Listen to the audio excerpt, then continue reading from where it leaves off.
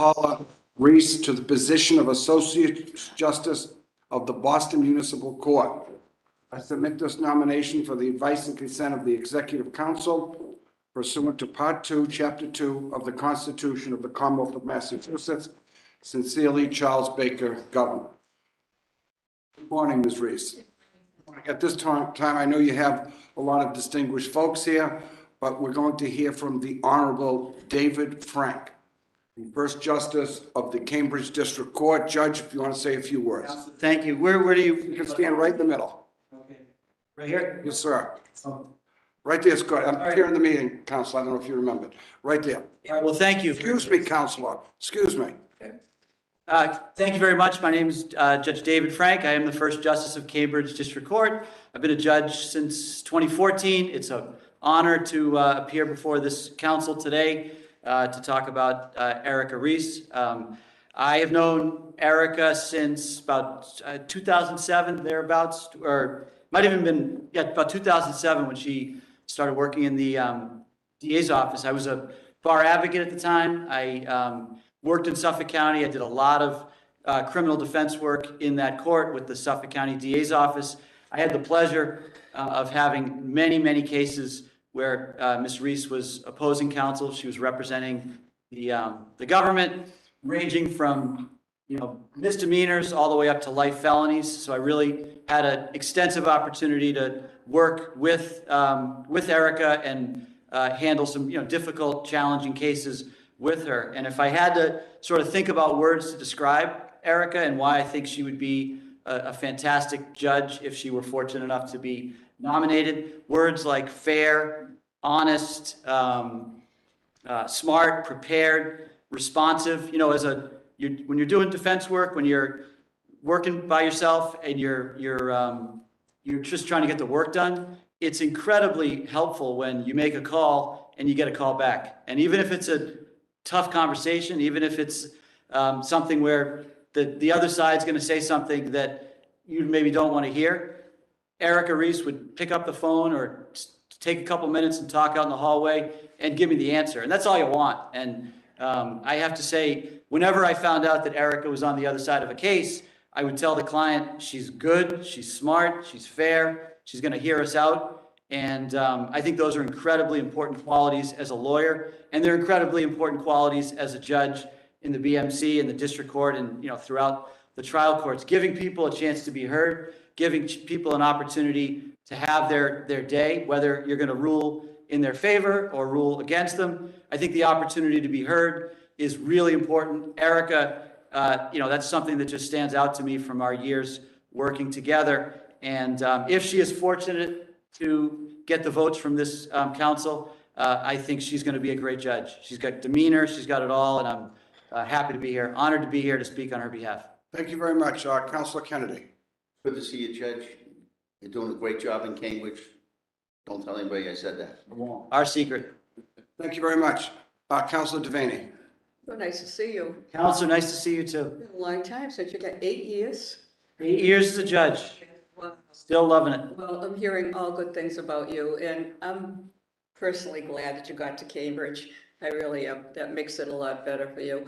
So tell me, is there any case that comes to mind about the nominee that you were so impressed out of all of the cases that you've seen? Yeah, so I have to say, I was trying to think of specific cases that I had with Erika, and there were a lot, ranging from, arraignment all the way to trial. She probably doesn't even remember it because it was so long ago. I do remember having a trial with her, and the defendant was accused. It was a charge of drug distribution, and it went to trial.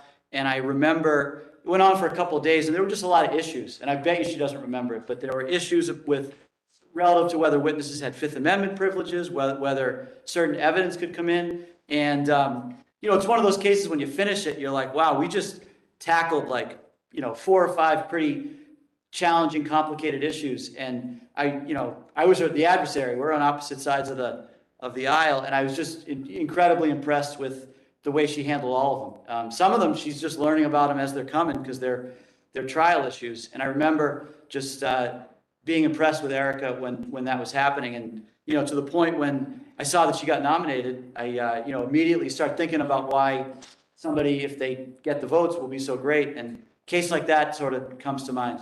So I hope that answers your question. No, thank you. And your testimony means a lot to me. So good to see you. Yeah, you too. Thank you very much. Thank you very much. You're doing a great job. Good to see you, Thank Judge. you, Counselor. Appreciate it. Next, we'll hear from Susan Weiss, First Assistant Corporation Counsel, City of Boston. You can stand or sit, but your choice. Morning, everyone. Morning.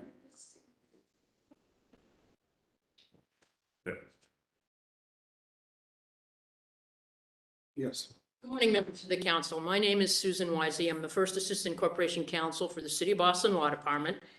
It is an honor and a privilege for me to have this opportunity to testify in support of my former colleague, Erika Reis's nomination to be an Associate Justice for the Boston Municipal Court.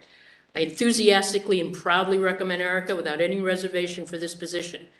She's simply one of the best qualified candidates for the position, considering both her experience as an assistant district attorney and as a senior assistant corporation counsel, making her well-versed in both criminal and civil law and procedure. She also had the experience of working for a year for a utility, so she has seen and worked on a wide variety of legal issues. Erika worked for me as her direct supervisor for almost 9 years, doing civil litigation starting with simple auto collision and personal injury cases to more complicated police misconduct, civil rights, and employment cases in both Superior and Federal District Court. By the time Erika had left us this past January to return to the DA's office, Erika was responsible for and handling some of the most substantive cases in our office. She tried cases in Superior Court and the Federal District Court to completion with full responsibility for all her cases. Erika not only researches and writes well, she is a natural in the courtroom. She is appropriately confident and comfortable examining witnesses, as well as arguing the law to the court. She never lets pressure upset her. She marches through the issues, always looking for resolutions. She's very practical, though, in her approach to the law, her thoughts and recommendations, knowing when it's time to litigate and when it's time to maybe perhaps settle with an appropriate, reasonable range of settlement authority. She was one of my go-to attorneys in the law department.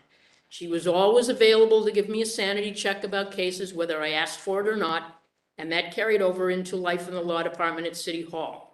We miss her ideas and her guidance very much, but know that the litigants and parties that may come before her and hopefully her new role in life will be well served. Erika has a ton of personality. She's not afraid to speak her mind and make sure that all are treated with respect. She has a lot of patience and will have a good judicial temperament. She will be a perfect fit for the district court. It's where she wants to be, where she feels she can affect people's lives for the better on a personal level.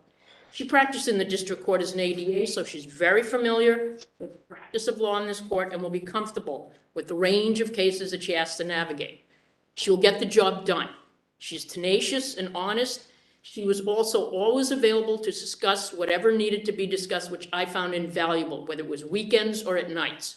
In that regard, I think she will also be a good, solid colleague to her fellow judges. First, obviously, learning from them, and then somewhere down the road, being a mentor to the new judges that come after her. And that's an invaluable asset in any institution. She was also involved in different bar organizations and was president of the Mass chapter of the Federal Bar Association for a year. And she has also been involved in domestic abuse hotlines for a very long time, giving up her time on weekends to find assistance for those so affected by this problem.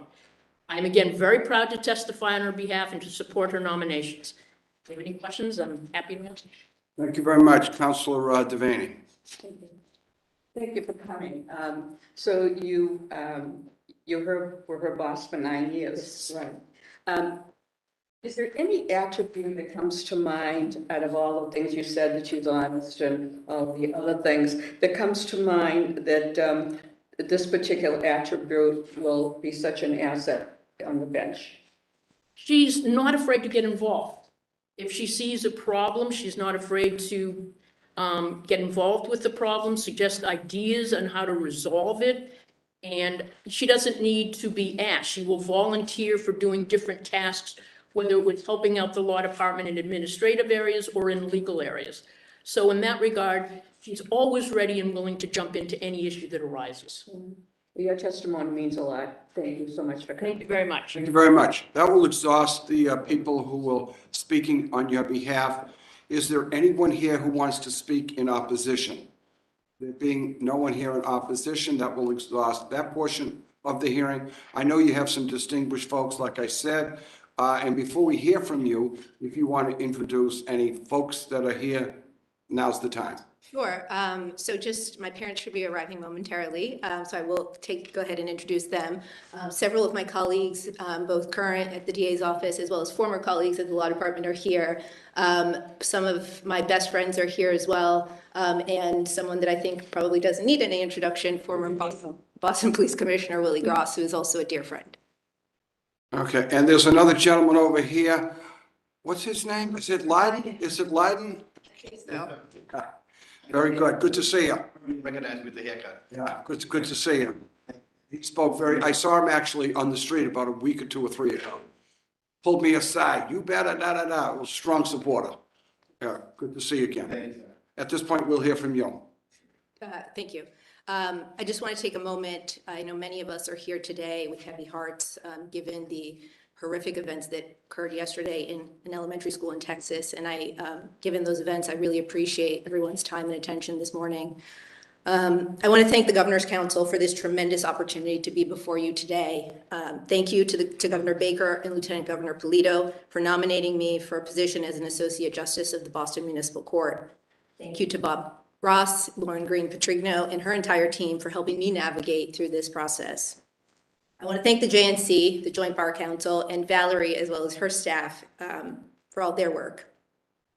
I certainly would not be sitting here today without the unwavering support and love from my parents, both of whom I'm sure you all will meet momentarily, and are 86 and 93. So I certainly have a lot to look up to with those two. And I will never be able to express to them how grateful I am to be their daughter. To my family and friends and colleagues, some of whom are here today and some of whom are watching, thank you for all of your support and encouragement throughout the years. I will ask the council to briefly indulge me. As some of you know, I am Cape Verdean, and I want to take a moment to thank the Cape Verdean community. Para a minha comunidade cabo-verdiana, obrigada por todo o seu apoio e amizade durante minha vida, e com grande orgulho que estou sentado ali como crioula, e que eu saiba nunca esqueci a minha crioula. Amelia Boynton Robinson once said, "You never know where you're going unless you know where you've been." As I sit here and ask you to appoint me as an Associate Justice of the Boston Municipal Court, where I began my legal career, I want to tell you a little bit about where I've been and why I'm asking for your vote. I'll start by telling you that my parents were both born in Cape Verde, and for those who don't know, Cape Verde are 10 small islands, small but mighty islands off the west coast of Africa. Life took them both to Portugal, where they met and got married. My mom immigrated to the United States in the early 70s, and for the first few years of my parents' marriage, they lived on different continents. But in 1977, the newly formed Cape Verdean government asked my father if he would be the first general counsel to Cape Verde in Boston, to which he agreed. And that's how I ended up being born here in the United States. When I was 7 years old, my parents and I moved back to Cape Verde, as I talk about in my application. And as I reflect on my life's journey, this move marks a milestone and is the most important gift my parents could have ever given me, which without a doubt had an enormous impact on the trajectory that has led me here today. I'm very grateful that at a young age I was exposed to people from different walks of life with very different experiences than my own, yet we all lived in community together. I'm incredibly grateful for the values my parents instilled in me: hard work, kindness, integrity, and respect for everyone. They also taught me the power of service to others and that it was my responsibility to pay it forward, and I'll forever be grateful to them. In my early 20s, I worked with survivors of domestic violence and sexual assault in a shelter. I'll never forget arriving at a shelter shift early one Saturday morning and learning that an abuser, an Army-trained sniper whose family had relocated from Ohio to Massachusetts just to escape him, had tracked the family down through one of the son's prescription refills. Within an hour, a coworker and I were driving to a different state to relocate the family. We were terrified for their safety as well as our own, and not feeling comfortable that this family would ever be safe again, no matter how many times they relocate. Working with families in crisis, being responsible for the safety of strangers is humbling, but it's also guided my work with victims over the years, including as a prosecutor. I became a prosecutor because I believe that that's where I could be the most impactful within the criminal justice system, particularly in the lives of young people. I started in the Dorchester Division of the Boston Municipal Court, where in addition to my full adult caseload, I also staffed the juvenile section. In the juvenile court, back then, we were using tools like diversion, restorative justice, and alternatives in sentencing, which are now becoming more common in the district court. I appreciate how far we've come, but I also think we have much more we can do. Those experiences have informed my beliefs. After leaving the Suffolk County DA's office, to which I recently returned to, I spent most of my career as a civil defense attorney. A large part of my practice involved defending law enforcement officials accused of using excessive force. Many of these cases originate out of the district court. This required spending time not only reviewing district court dockets, but also analyzing the constitutionality of my client's actions in the underlying criminal case. I believe that the criminal justice system must exemplify an institution where everyone feels seen and heard, including defendants and victims. Where the color of your skin or where you were born doesn't determine your worth in our society. That anyone, no matter what obstacles, challenges, or choices they have made, can become a productive member of our society. Judges play a critical role in this process, especially judges in the district courts where so many lives are impacted on a daily basis. That's what being part of a community means to me. I appreciate that I'm not the most conventional candidate for a district court position, but I believe that I'm the right candidate for this position. I'm confident that my professional, but more importantly, my personal background has prepared me for this enormous responsibility, and strongly believe that the work that's done in the district court has some of the most significant consequences in a person's life. I applied for this position because I believe that my community deserves judges that reflect diversity of experiences and perspectives. Both through my legal practice and my non-legal work, I believe that I would bring a very different perspective to the bench if appointed. If appointed, I will strive to ensure that everyone who comes before me understands that their worst day does not define them or what they can offer our community. I believe that judges can balance holding defendants accountable for their actions without compromising public safety, that victims must always have a voice in the process, and that this can be done fairly with kindness, compassion, and respect to all parties. I've spent my entire career serving the people of Boston, the city I call home. I sit before you and humbly ask for your vote as an Associate Justice of the Boston Municipal Court to continue that service. Thank you, and I welcome any questions the council may have. Thank you very much. Councilor Terry Kennedy. Thank you, Mr. Chairman. You certainly have a very diverse background, which is something we don't always see. People who've done both criminal work and civil litigation, and I think that's a huge plus for you. I've just been looking over your resume a little bit, and you were at the City of Boston for a total of 8.5 years, is that right? Yes, And you left for a year. I did. What was that about? Quite frankly, it was at the time the city of Boston, I was given an opportunity at Eversource, a financial one that the city couldn't match. So I went to Eversource. I'm just wondering why you left the money. Oh, to come back to the city? Yeah. Susan Wisey certainly persuaded me, but I actually missed, Eversource was great, but I missed working in public service. Working for the city of Boston, you certainly, while we all have a job to do in our respective roles, you recognize that you're working for the people at the end of the day. I mentioned it in my statement. I love this city. So I definitely, there was more of a personal connection coming back to the city. Why did you leave to go to the Suffolk DA's office in January? You've only been there 5 months, right? You haven't been there. Yes. You're not going to leave this job. When I'm not. Are you? I'm not. No, I'm not. Yet I was asked to come back and help with the transition. I certainly thought that it was a good opportunity to, with my skill set, to come back and help, and it's been a great opportunity. Well, I had a chance to talk to you on the phone and about everything, your whole background, and I appreciate your time with that. I think you're a home run. I can tell you that Councilor Iannella thought you were a home run as soon as your nomination came up. He saw BC on it. That was enough, but he was. You saw BC as well. I know. But if it's bottom last on a BC, that's it. It's over. You sold. But no, he's a big fan. Absolutely was all over it as soon as he saw your nomination. So I'm going to be delighted to vote for it.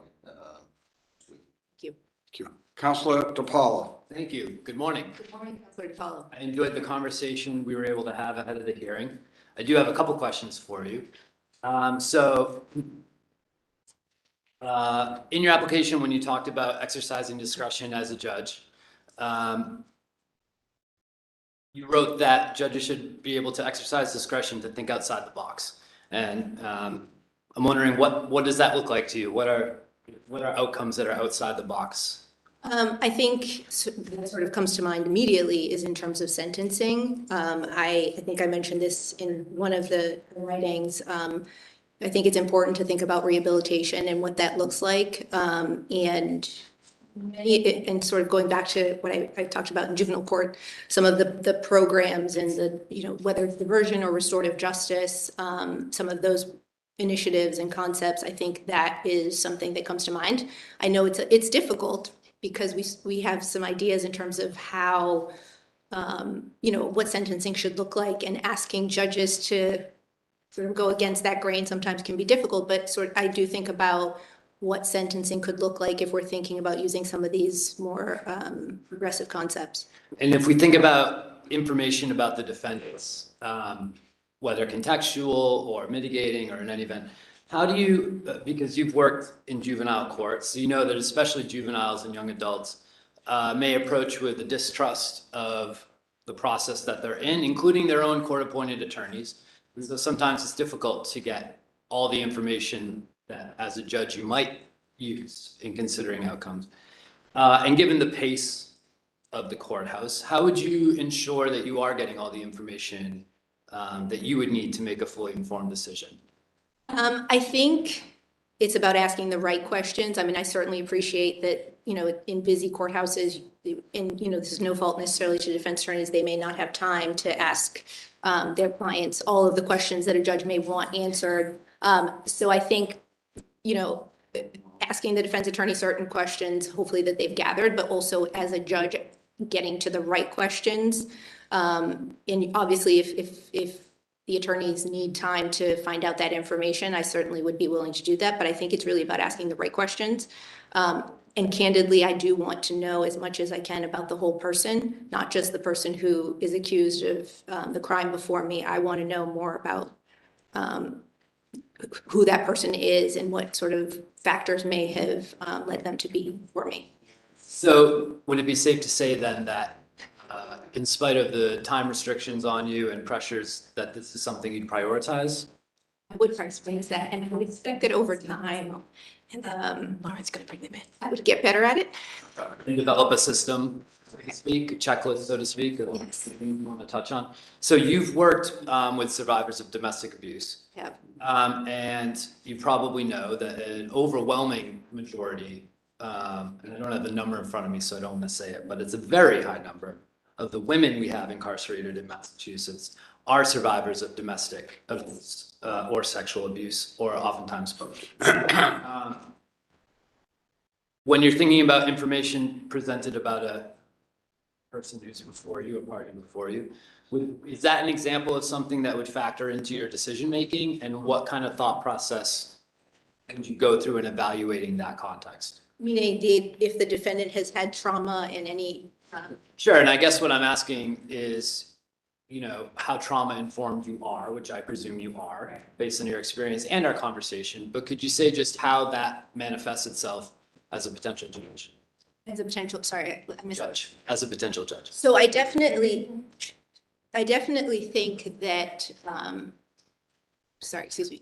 I definitely think that it's important to meet people where they're at. I think trauma, a lot of the folks, particularly that we may be encountering in the district court, in other courts, obviously, there's a lot of other factors, including, as you mentioned, that I think the numbers are actually very high, that incarcerated women, mostly women, are survivors of domestic violence. And certainly would be sensitive to that and take that absolutely into consideration, because I think it tells you more about the bigger picture and the story behind the person. And certainly, not that it's a reason or an excuse for happen, but I definitely think it's important to know that, because, and frankly, I think it may be relevant with respect to sentencing, because some of those, not to go too far down this, but in terms of survivors of domestic violence, sometimes they may not necessarily put themselves in a situation to get certain services, but the court does have that opportunity, and Right. that could play a factor in sentencing. And in folks who are engaging in what some might call predictable behavior that lands them in court after experiencing trauma in the past, oftentimes incarceration won't really deter anything in the future. Is that fair to say? I think it's fair to say. I really enjoyed our conversation. I think you have a diverse background as far as the places you've worked and the areas of law you've practiced in. So I look forward to supporting you when your meeting comes up next Thank you, week. Councilor DeFello. Thank you very much. Before we continue, Yes. could be wrong, but I just have that feeling that some special people came into the chamber. And if I'm correct, any way you could do us a favor and introduce these people? Sure can. This is my dad, my mom. And then my partner and my niece are sitting behind you. Oh, thank you. Good to see you, folks. Good to see you. She's doing a great job so far. She's doing a great job. Next, we'll hear to my right, Councilor Robert Juvenville. Mr. Chairman, what did you say? So far, she was doing okay? So far, oh, yeah. So what do you think our job here is? Your job is to ensure that the people who are empathetic, who understand the law, who have common sense, are making decisions with the courts of our Commonwealth. So what do we do, though? What is our function here, do you know? To appoint or to vet people. You're sort of the last stop before can get. So the way it works is the governor nominates you, but he can't appoint you. We do the appointing, right? Yes, We do the hiring, right? that is true.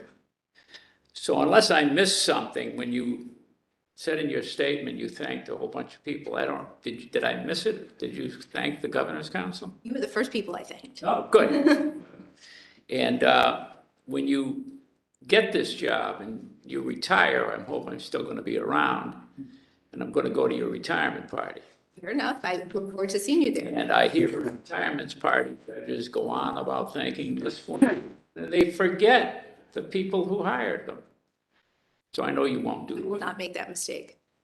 Did you read the study that Chief Justice Gans commissioned out of Harvard? I did. Racism in our court system. What'd you think of that? I wasn't surprised by the findings. I wish I could tell you that I was, but I wasn't.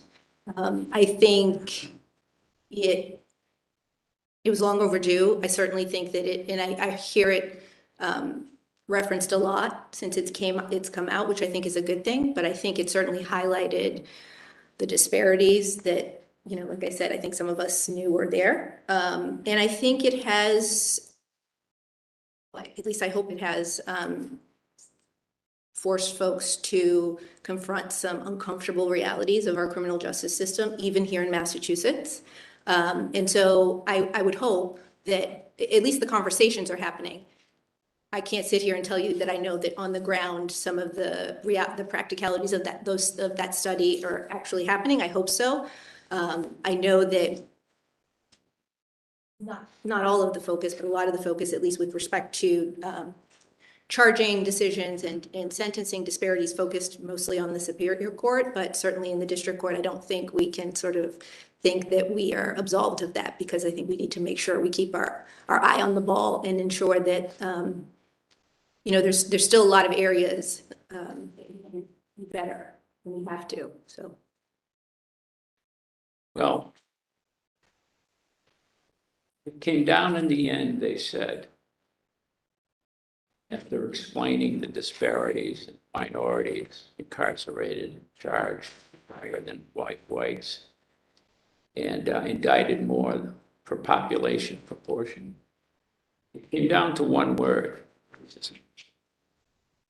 So my thoughts are it's been racism since 1780 when it started, and it's baked pretty deep into our judicial system. I got to tell you, I don't see a lot has changed since that report came out. I know there's been a lot of talk about it, but I don't think think the charging by DAs has changed. And I don't think incarceration by judges have changed much. Do you see that? I mean, I have not been in the trenches, so to speak, recently. I'm not surprised by that. I think I would hope, and certainly if I have anything to do with it, I would hope that we are having those uncomfortable conversations, are checking our implicit biases, and are doing something about it. And certainly, you know, I'm only one person, but I can assure you that that is something that I will be thinking about at all times. Have you, in your career in the DA's office, in the court system, ever felt that somebody that was sitting on the bench was racist? Yes. So you're going to be a judge. If you see that occur when you're a judge, what are you going to do about that? Kind of a tough situation to be It's in. a tough situation, but I would hope, and I certainly, the responsibility that I think you all are giving me is to ensure that if I see something like that, I do something about it. And luckily, as the judge, I am the person who can do something about it. I can tell you in my own, even in my own practice, I've had to have those uncomfortable conversations with people. They're tough, but you have to, I mean, I don't think there's anything, at least for me, I would have to call it out, essentially. And, you know, particularly when we think about the people who, you know, they look like, who are in court, I think my responsibility as a judge of color is more than just being on a bench and having a robe. It's more than just having this person before me accused of a crime. That person, and I think I talked about this extensively both this morning and in my application, is part of my community. And as that, I take that responsibility beyond the bench. So I would definitely have something to say if I felt like there was racism happening in my court. Well, the good thing about being a judge is you can make waves about it, and they can't fire you. That's right. But you're going to take a job which I consider to be one of the most powerful jobs in our state government, the power to take liberty away from people. No one else can do that except judges. So when we look at the amount of people incarcerated that are much greater portion to the population than whites, they got there because judges put them there. Do you know anything about the school zone law, the drug school zone? I know that it recently changed. Well, I don't know how recently, but I know it has changed. I know that when I was practicing, pretty much everywhere in the city of Boston fell within a school zone. And the legislature has taken steps to address those issues. And it's more 300 school zone and 100 feet of a park, I believe. And I know that obviously Black and brown, particularly young men, have been put in jail based on that we've had in the Commonwealth and obviously nationally. There were judges in the BMC system that would refuse to sentence anybody to that The school zone. charge. They would find them not guilty of that charge. Because there probably isn't anywhere you could go in the city of Boston, even with the 300 feet, if you're not somewhere around a school or a park or something that applies to that statute. So I know you're intending to be fair to the citizens that come before you, right? So somebody's come before you when they're charged with a school zone violation, and you know it's not fair. You know that a conviction, this particular case before you, isn't fair. It's a mandatory sentence. So what are you going to do? I wouldn't sentence them on that charge. I would. Excuse me, can you speak up a little? Sorry, I would not sentence them on that charge. I'm voting for you right now. There was a judge, there is a judge still sitting, but she was out at Worcester short little lady. We weighed about 100 pounds. Yeah, should be It was next. a 10-year minimum mandatory. She said, this is not fair to do this. She sentenced him to 2 years in the House of Correction. Of course, it got overturned, but she made a statement. And of course, she can't get fired, so if more judges made those statements, the legislature down the hall might change that law. Because it's been one of the most abused laws, I think, that's ever been on the books. So I like your answer a great deal. So tell me, what do you think a judge does? What's the purpose of having a judge? I think the judge is a gatekeeper, both, and obviously their role is to take the law, listen to the facts and the evidence and apply the law, but I think you also have to ensure that you're applying common sense. Obviously judges sentence people, they do bails, but ultimately it is the judge's responsibility to hear the evidence and apply the law. Well, a lot of people come here and they say the job of a judge is to follow the law. You agree with that? I think yes, to some extent. I think that for many of us who are lawyers, we know that we sometimes get creative and sometimes there's multiple answers to how you interpret the law. But I do think that the judge's role is, I mean, some of the laws on the books are pretty straightforward and judges don't have a ton of discretion, but there are others where there is more opportunity to exercise discretion. And I think that in those instances in particular, judges should be taking other factors, including their common sense, and applying the law in that way. Do you agree with me that any given set of facts that one judge in courtroom A can make a decision one way, and on the same set of facts, the judge in courtroom B can decide something different? Yes. But which one isn't following the law? I don't know which one isn't following the law, but I think that is more the judge's discretion and how they've used it. So my feeling is judges don't follow the law in the district court and the superior court. They interpret the law as they see it. That's why we have appeals courts, right? And if every judge followed the law, then we wouldn't need appeals courts. That's true. I think you got a good diverse background, and your counselor Chris Iannella was very supportive of you to me. And Nicole Taub, who's the lawyer for the mayor of Braintree, called me. A couple lawyers in Braintree. She talked to a couple of the lawyers in Braintree. She called me. The other thing is, you live on River Street in Boston, you said. Mattapan, yes. Well, is it Mattapan or is it Dorchester? So funny you should say that. You should ask that because when I originally moved in, as you probably know, I grew up in Milton. So I had been on that street many times, and I always called it Dorchester, but according to my zip code, it's Mattapan. I heard there was some sort of a conflict up at the DA's office about whether it was Mattapan or whether it was Dorchester. I'm unaware of this conflict. Oh, okay. You lived in Milton for a while? That's where I grew up. Oh, really? You could have told me that right from the beginning. Chief, you still live there? Yeah. Kevin Mullen also called me. He doesn't want to lose you. So I'm torn. Kevin will be fine. Be fine? Okay. No, I think you're a great candidate. Thank you. Thank you.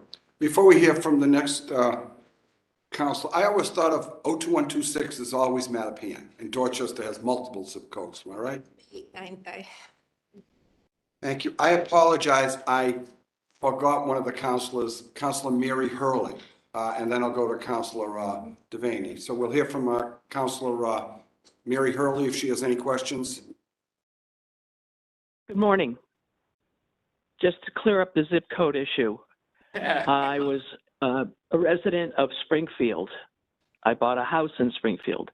It was right on the border of Springfield and Longmeadow. So I had a Longmeadow zip code, even though I was a Springfield resident. So you don't go by zip code. You go by what it actually says in the deed. But that's aside from the fact. I have a few questions. I know that you've done an awful lot of work with domestic violence. We talked for some length the other day. My question to you is, if you are the judge in a case where a woman is charged with assault and battery by means of a dangerous weapon, to wit, a knife, and also some other various charges on her domestic partner, and you're the judge sitting there, and the defense attorney's defense is that she was the victim of domestic violence, would that affect your ability to render a fair and impartial judgment in that case? I don't think it would affect my ability to render a fair and impartial judgment, but certainly it's a factor that I would consider, particularly in sentencing, and factor I would consider. Her own trauma is a factor that I would consider. All right. In that particular case, there is no evidence whatsoever of any prior calls to the police department, any prior restraining orders, or any prior complaints filed against the domestic partner who's now the victim. So while I appreciate that sort of that evidence not being there, you know, I would take that into account. I also would take into consideration what I know, that many survivors of domestic violence don't call the police, they don't file restraining orders, they don't make complaints. So while I would take that into consideration, I also, using my own just experience working with survivors of domestic violence, I also know that sometimes those things aren't present. There's no evidence before you. I appreciate that, but as you know, my own common sense, I know that those things sometimes don't happen, and certainly for a variety of reasons. I may ask questions of, I may ask more questions to figure out for my own purposes whether, you know, how long the violence has been occurring, or alleged domestic violence has been occurring before I make a determination. All right. You think that because there's no expert presented by the defense on the issue of domestic violence, you can sua sponte take into consideration your own experience without any evidence in the case being offered? Well, certainly, I don't think I can just decide what the evidence is, but I can rely on my own experience to ask the right questions, or to ask questions that might inform me so that I can make the right decision that's fair, and takes everyone into, you know, takes both sides into consideration.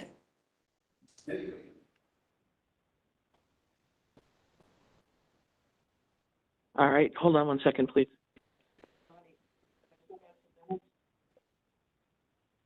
So, in the converse, if you've got a case before you where someone is charged with domestic abuse or domestic violence against a female victim, are you going to take into consideration your knowledge of domestic violence in terms of sentencing? I think it would inform in terms of sentencing with respect to services that I might, or some of the conditions I might impose.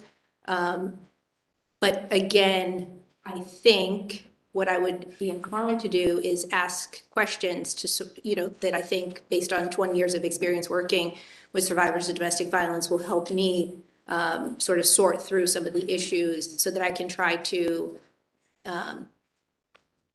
address the issues before me in the most efficient way, in the way where services or the conditions that are imposed make sense.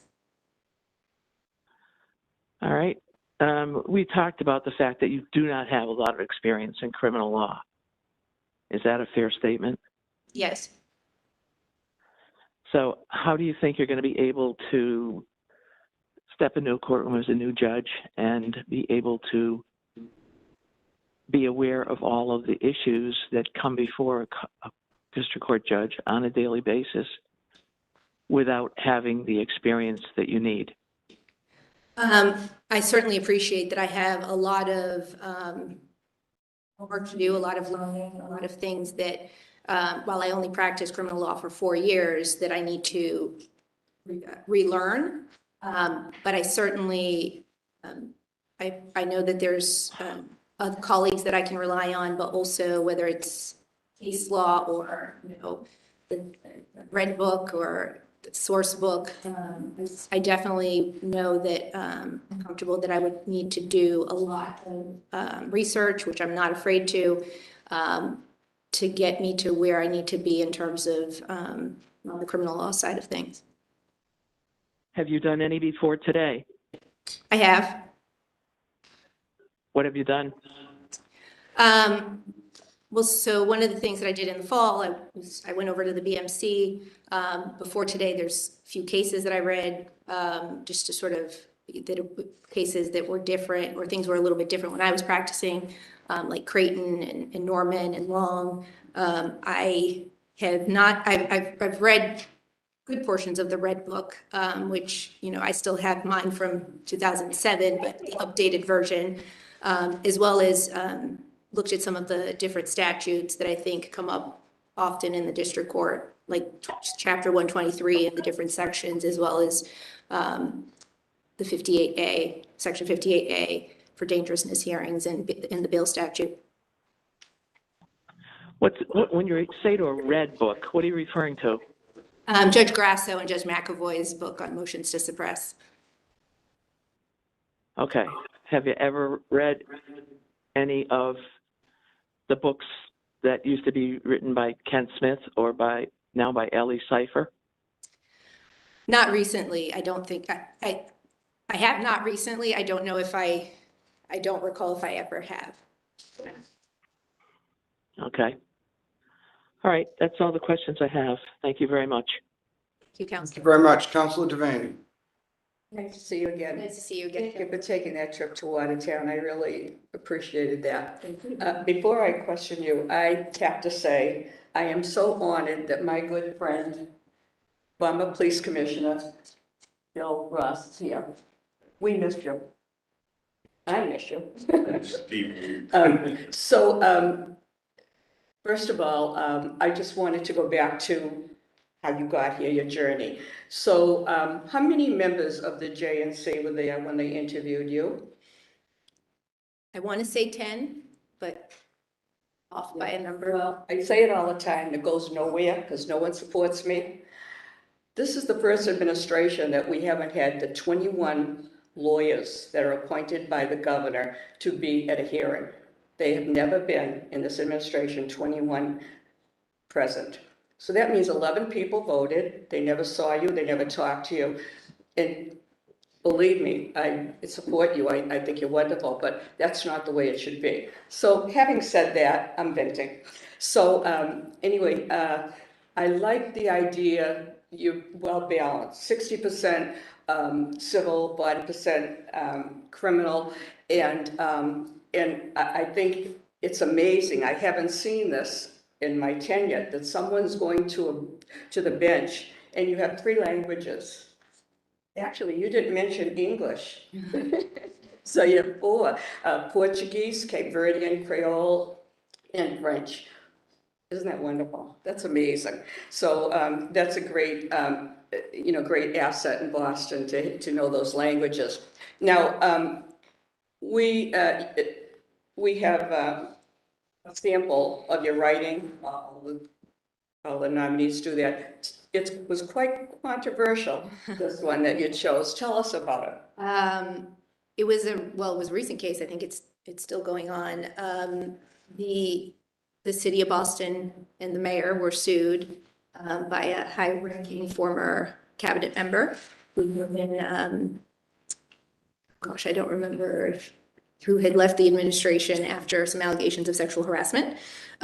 There's a lawsuit in that regard as well that suing the city. But this particular one, I had actually just filed the motion to dismiss, and dismiss the city and the mayor. That's the right example. It's just incidental, but you know, a lot of these questions were yes or no, and you put not applicable, you know? I mean, if you were in the service, it's yes or no, it's not applicable, but all the other things, but it happens, I see that a lot. I like the idea that you believe in second chances.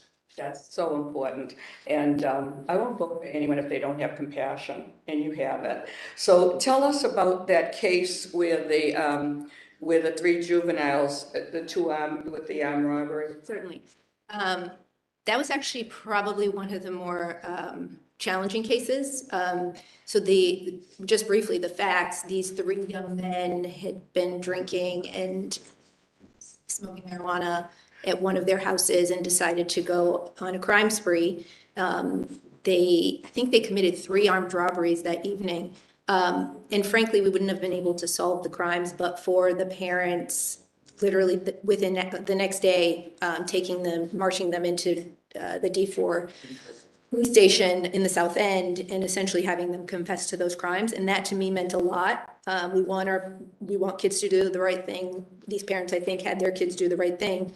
Having said that, it was a case that easily could have been indicted, but we wouldn't have solved the crime without their cooperation, but it probably could have easily been indicted. But 2 of the young men, the defense attorneys had approached me and talked about, one of them I think was headed to Northeastern. The other one also had not been involved in crime or had not been involved in the criminal justice system.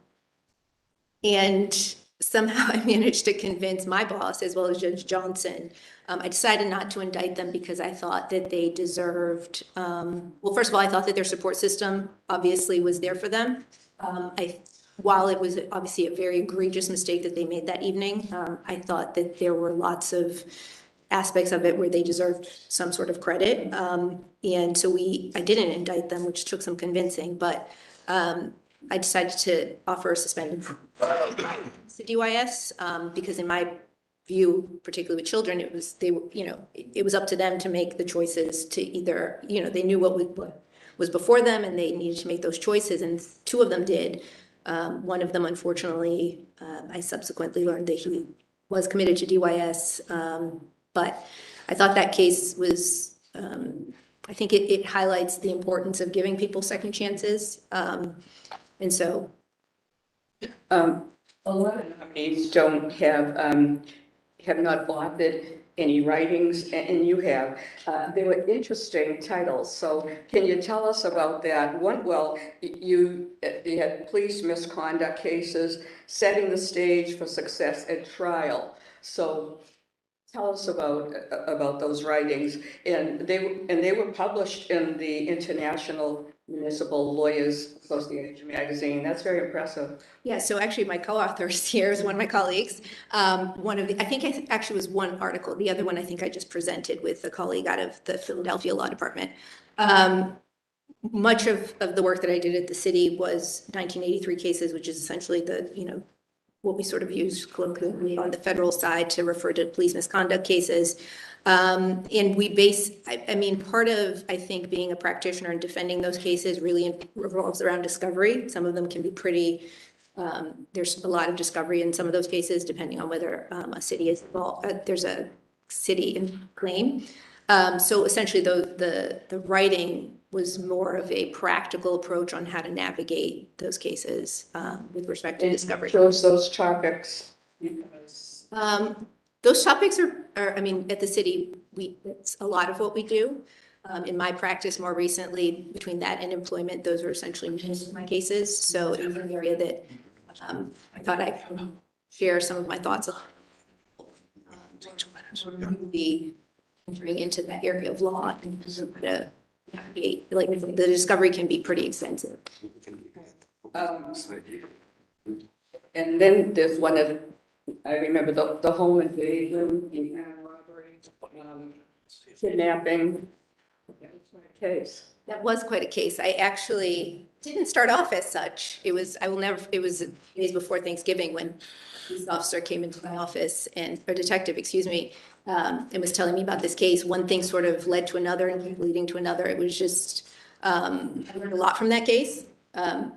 Having no expectation when I had at the end that that's how much I was going to learn, but certainly learned a lot from that case. Ended up trying it. There were 5 or 6 adults, 1 juvenile. We tried the youthful offender case in juvenile court, and the adults all pled out.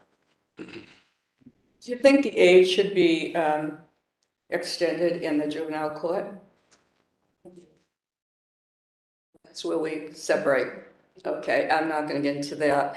And it just brings to mind the tragedy that we're going through right now. So is there any learning curve for you to be at the BMC rather than the other courts that you worked in?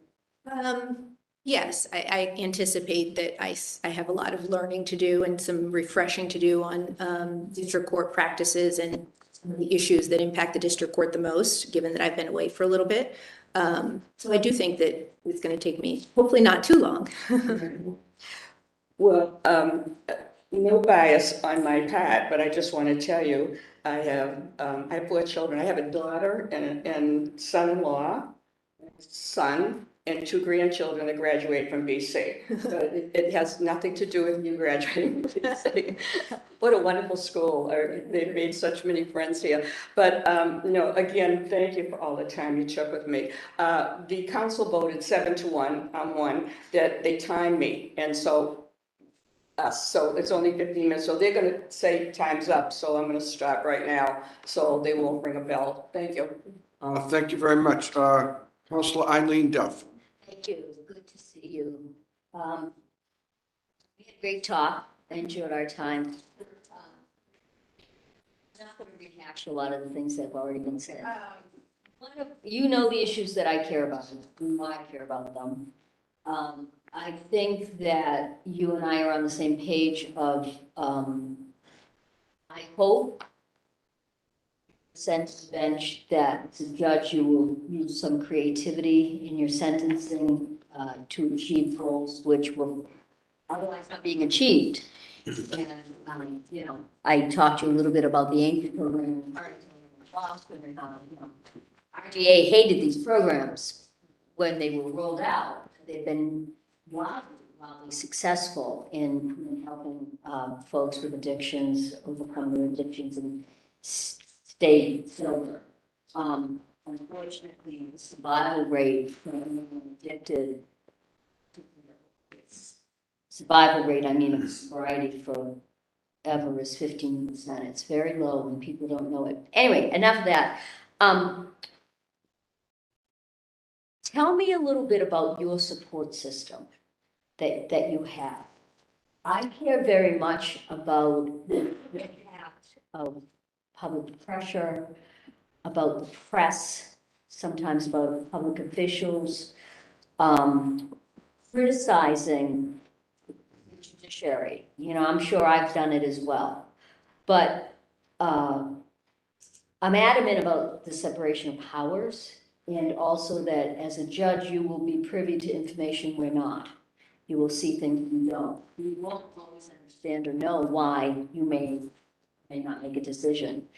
As a result of that, and as a result of the society we live in today, people can be pretty vicious. You're a young woman. You could have a very long career as a judge in one capacity or another. You're going to need help from your community and support. What do you have? Well, certainly there's a few of them here in the room. Some of the people that are here I've known for over 20 years. And what that actually translates into are people who not only are my support system, but can tell me when it's time to take a vacation or a break. Yes. So that's the benefit of having those lifelong friendships, that you have no problem telling me those things. My family are amazing. They're a tremendous support system. My niece is 18 years old, and anyone who has teenagers knows that they're not afraid to tell you what thing or two. But also, and we talked about this, I'm really cognizant of self-care and what that looks like. We don't talk about it enough as lawyers.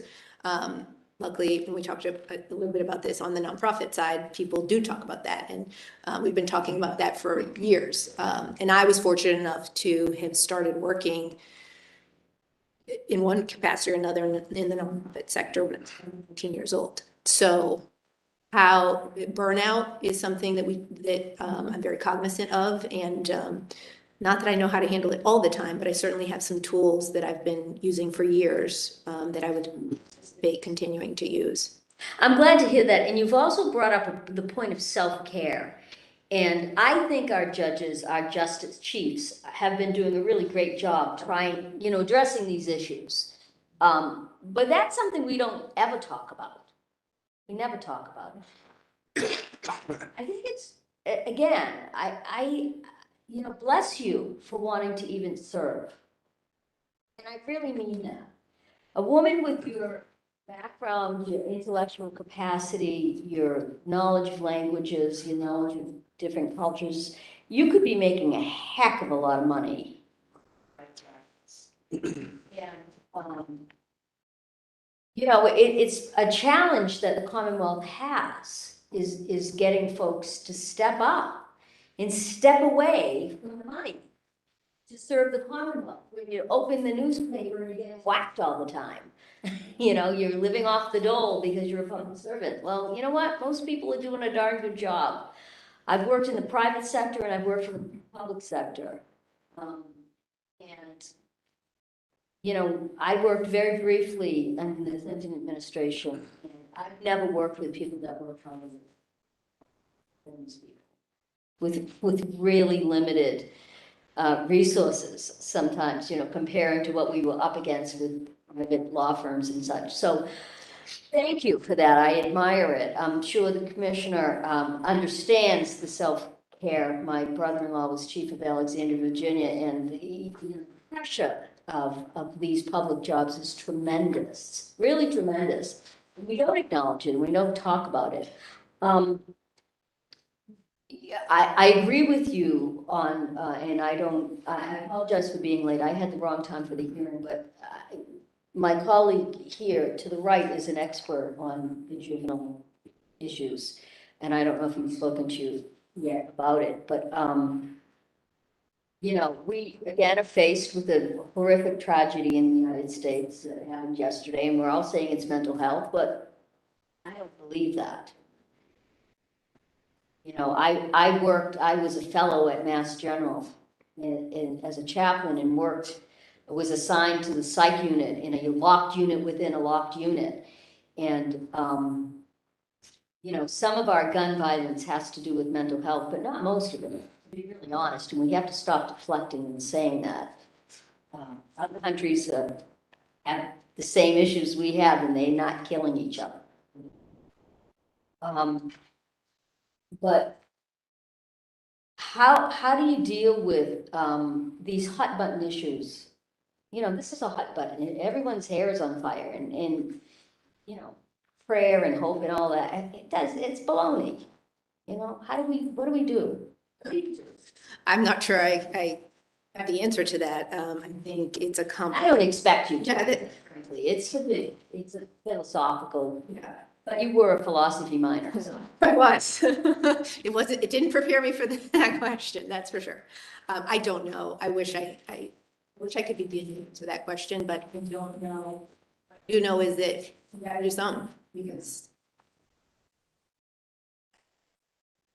to do something. Well, we have an epidemic that we can control. We can control it or rein it in a little bit. Maybe not completely, but somewhat. Yet as a country, there were others with financial interests that have decided it's not worth it.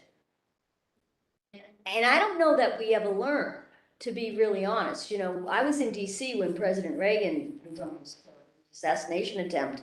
And if that didn't stop it, I don't know what stops it. Not to put Commissioner Gross on the I don't understand why police officers aren't screaming at the top of their lungs for gun control.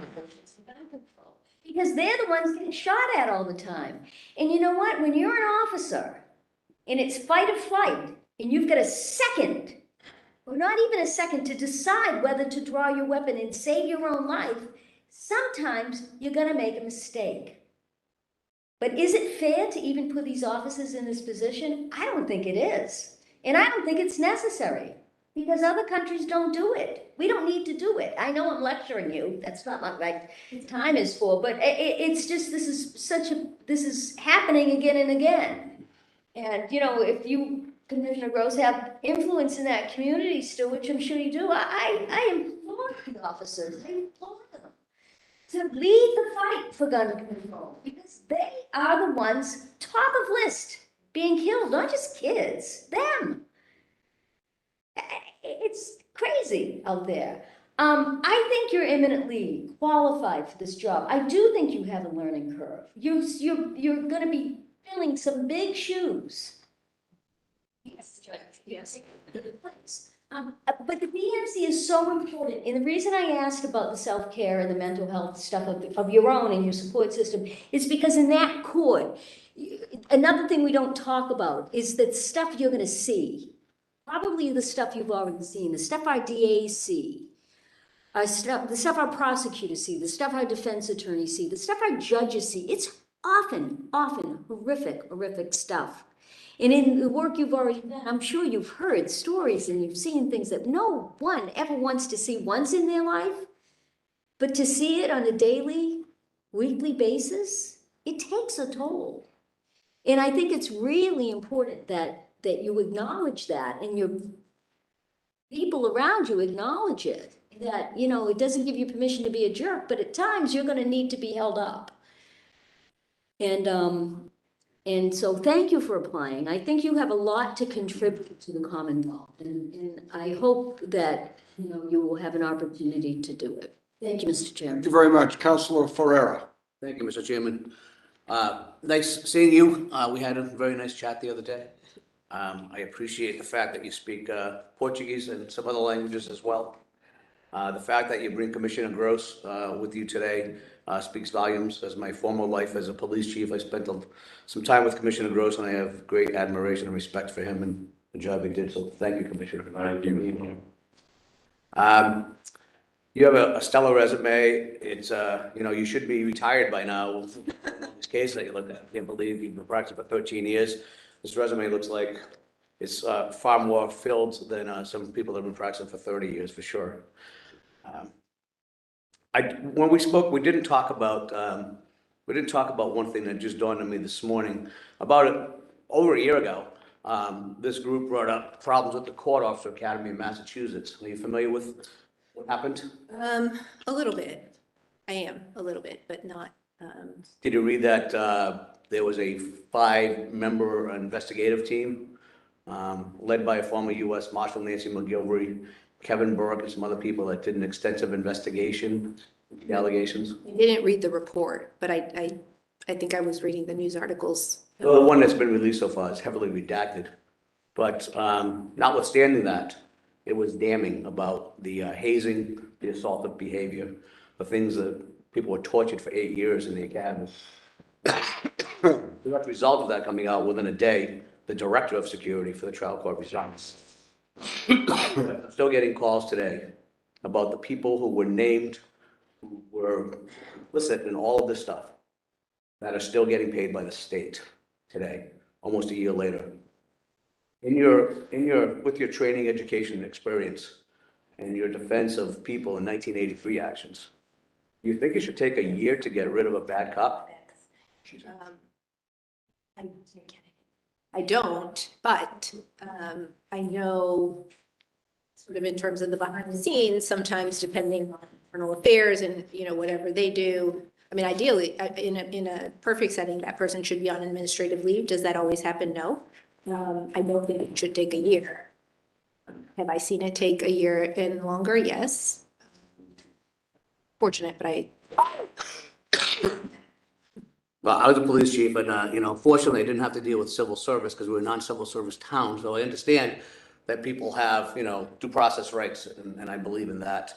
But it's frustrating for victims and other people to see that people are getting paid by us taxpayers for a year or more when it's very evident what happened. So I'm not sure why some agencies don't terminate people, but then let them fight it on the other side. Do you have any thoughts about that? I'm not sure. I mean, I know that there's other factors that come into play. You mentioned civil service. I think for some departments that, I think there's some rules that get a little bit murky, that I'm not familiar with, quite frankly. So I don't know. I agree with you that it shouldn't take a year. I know that it does, and I do think there's some, whether it's civil service or union or whatever the case may be, I know there's some factors that definitely are weighed in making those decisions. Do you think that people that want to be called officers should have to stand there at attention, be slapped across the face? Absolutely not. I You don't. think that rises to the level of a Section 1983 criminal violation or civil violation? It might, not knowing all of the facts, but based on what you're saying to me, yes. Thank you. Counselor Iannella has talked to me, Counselor Kennedy, and you have the respective Counselor Jubenville. Those are people that go to court the most around here. Your resume is, like I said, phenomenal. I think you're going to make a big difference in the lives of many people going forward. You certainly have my support. Thank you, Counselor. Thank you for all your accomplishments and for dedicating your life to the Commonwealth. Thank you very much, Counselor. Good to see you again. Good to see you too. No, we had a lengthy conversation.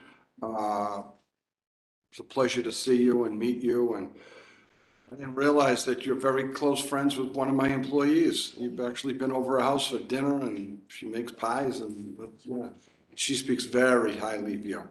But no, we had a great conversation. I just have one question. You're a board member of the project, or you were a board member of the Project Right for like, I don't know, 4 years. Tell me about that. So Project Right focuses on the Grove Hall area. They've been there for so many years. They're really an institution in the lower, I think that's Lower Roxbury Community Grove Hall. And they basically do everything. Michael Code, his last name is Code. He is just phenomenal. Even at the DA's office currently, if we call and if we need anything, he is absolutely on board. And so they do tremendous work with mostly youth in the community, but they do a lot of work with elderly. They're really just an institution that frankly, the city and the kind of agencies that the city needs in order to function, frankly. Well, thank you. I don't have any more questions. It was great to see everyone here, the commissioner, my good friend, Attorney Lydon. He's got like 10 brothers and sisters. But it was really special to see your parents. I thought that might be your mother in the beginning, and then we sent someone out there and she was waiting for your father, but no, that was great. Your daughter did such a wonderful job. She's going to be a credit to the judiciary, and next week, when we have our formal meeting, I'd be more than happy to put your name before the council, and I wish you the very best. Thank you. That will conclude the hearing.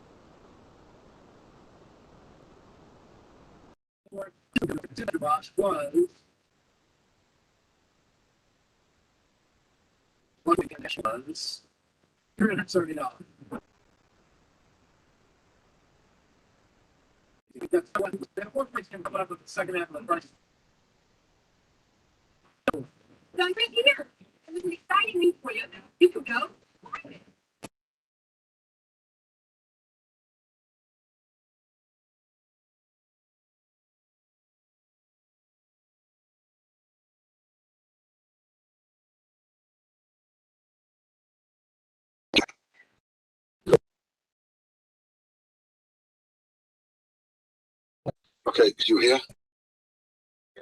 Okay. Can you hear me? Hear you. We can hear. Okay. Good morning. This is the hearing.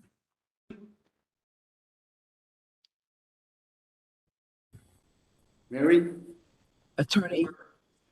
Oh, Terry, why don't you take over?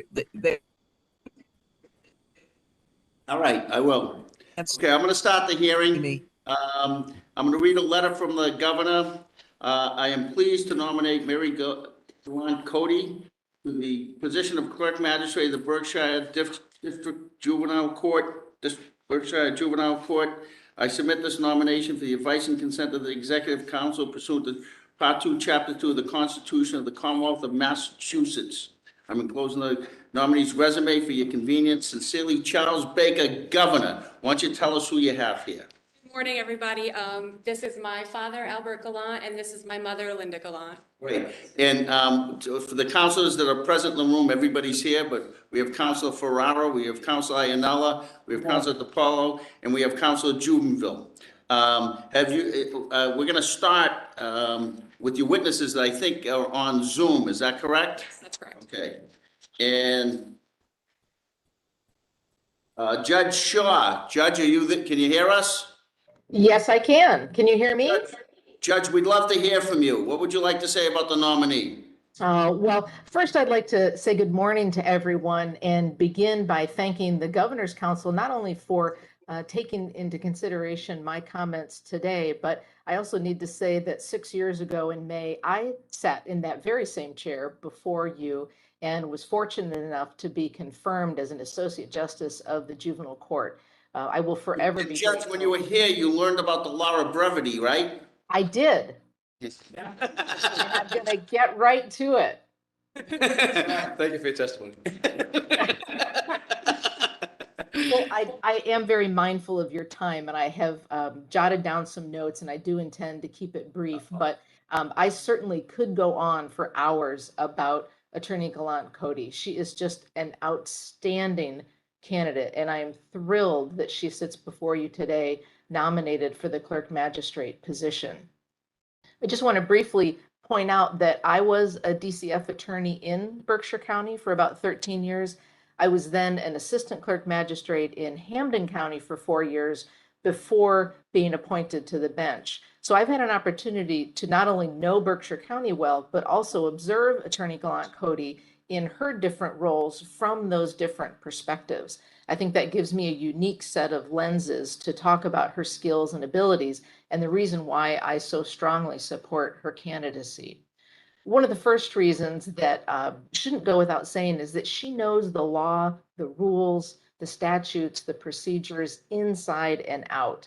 I find many times when she's presenting a case before me, I start to jot down questions, things that I want to ask before she's done. And usually by the time she's done, she's already answered every question that I had. She thinks ahead, she strategizes, she's prepared for everything. And I see those skills as being necessary in a clerk magistrate. Another important set of skills that Attorney Gallant Cody has is she is a real problem solver. She has the ability to stay calm when everyone else starts to escalate. And I think people are drawn to that calmness. With that, then, she can gather people together to identify problems, talk about possible solutions, and then make things happen. To me, that's a critical skill for a clerk magistrate. She also treats people with such tremendous respect. And I have seen her in situations where parents who might have mental health issues or are in the throes of withdrawal from addiction get pretty aggressive with her from the witness stand.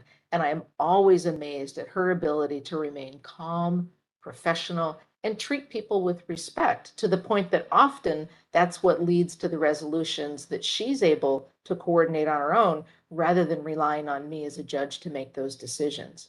I appreciate when it's a particularly complex case and Attorney Gallant Cody stands and says that she's there to represent the department, because I know there'll be a steady hand guiding that case through the process and coming up with a solution that's going to keep a child safe and work for everyone else involved. Lastly, I think one of the most important skills that she has is this ability to work across boundaries. You know, the clerk magistrate position is unique because they are part of a triumvirate that makes every court work. The judicial department, the probation department, and the clerk magistrate's office all have their own responsibilities. They all have boundaries that need to be recognized, and they all need to work together collaboratively in order to make a court work. And I can't think of a better person for Berkshire County to take on that role and do that work with the other departments. So for those reasons, and as I said, many more that I could describe, I wholeheartedly support her candidacy. I think she'll be a tremendous asset to Berkshire County and to the juvenile court as a whole. I'm certainly willing to answer any questions that anyone might have, but I am mindful of your time. Thank you. We appreciate your testimony. Does anybody have any questions? Okay, thank you, Judge. We're going to call next Dr. Paul Weitzer, Professor of Economics, History, and Political Science at Fitchburg State College. That's a big title, Professor. Thanks. I appreciate your time this morning as well. And I appreciate the judge's testimony also. I'll be brief too, but I appreciate the chance to share my experiences with you today. I've known Mary for more than 20 years at this point, which says a lot. She was among the first cohort of students that I had the opportunity to work with when I came to Fitchburg State University, but she stood out right away from that group. When I started the moot court program at the school back in the year 2000, Mary was one of 4 students on that inaugural team. She competed for 2 seasons in American Moot Court Association National Championship tournaments, where she and her partner performed admirably and enjoyed great success. That experience allowed me to see firsthand how well developed at a very young age her skills were and how much potential she had. And I was very fortunate to have a very small role in helping her realize that potential.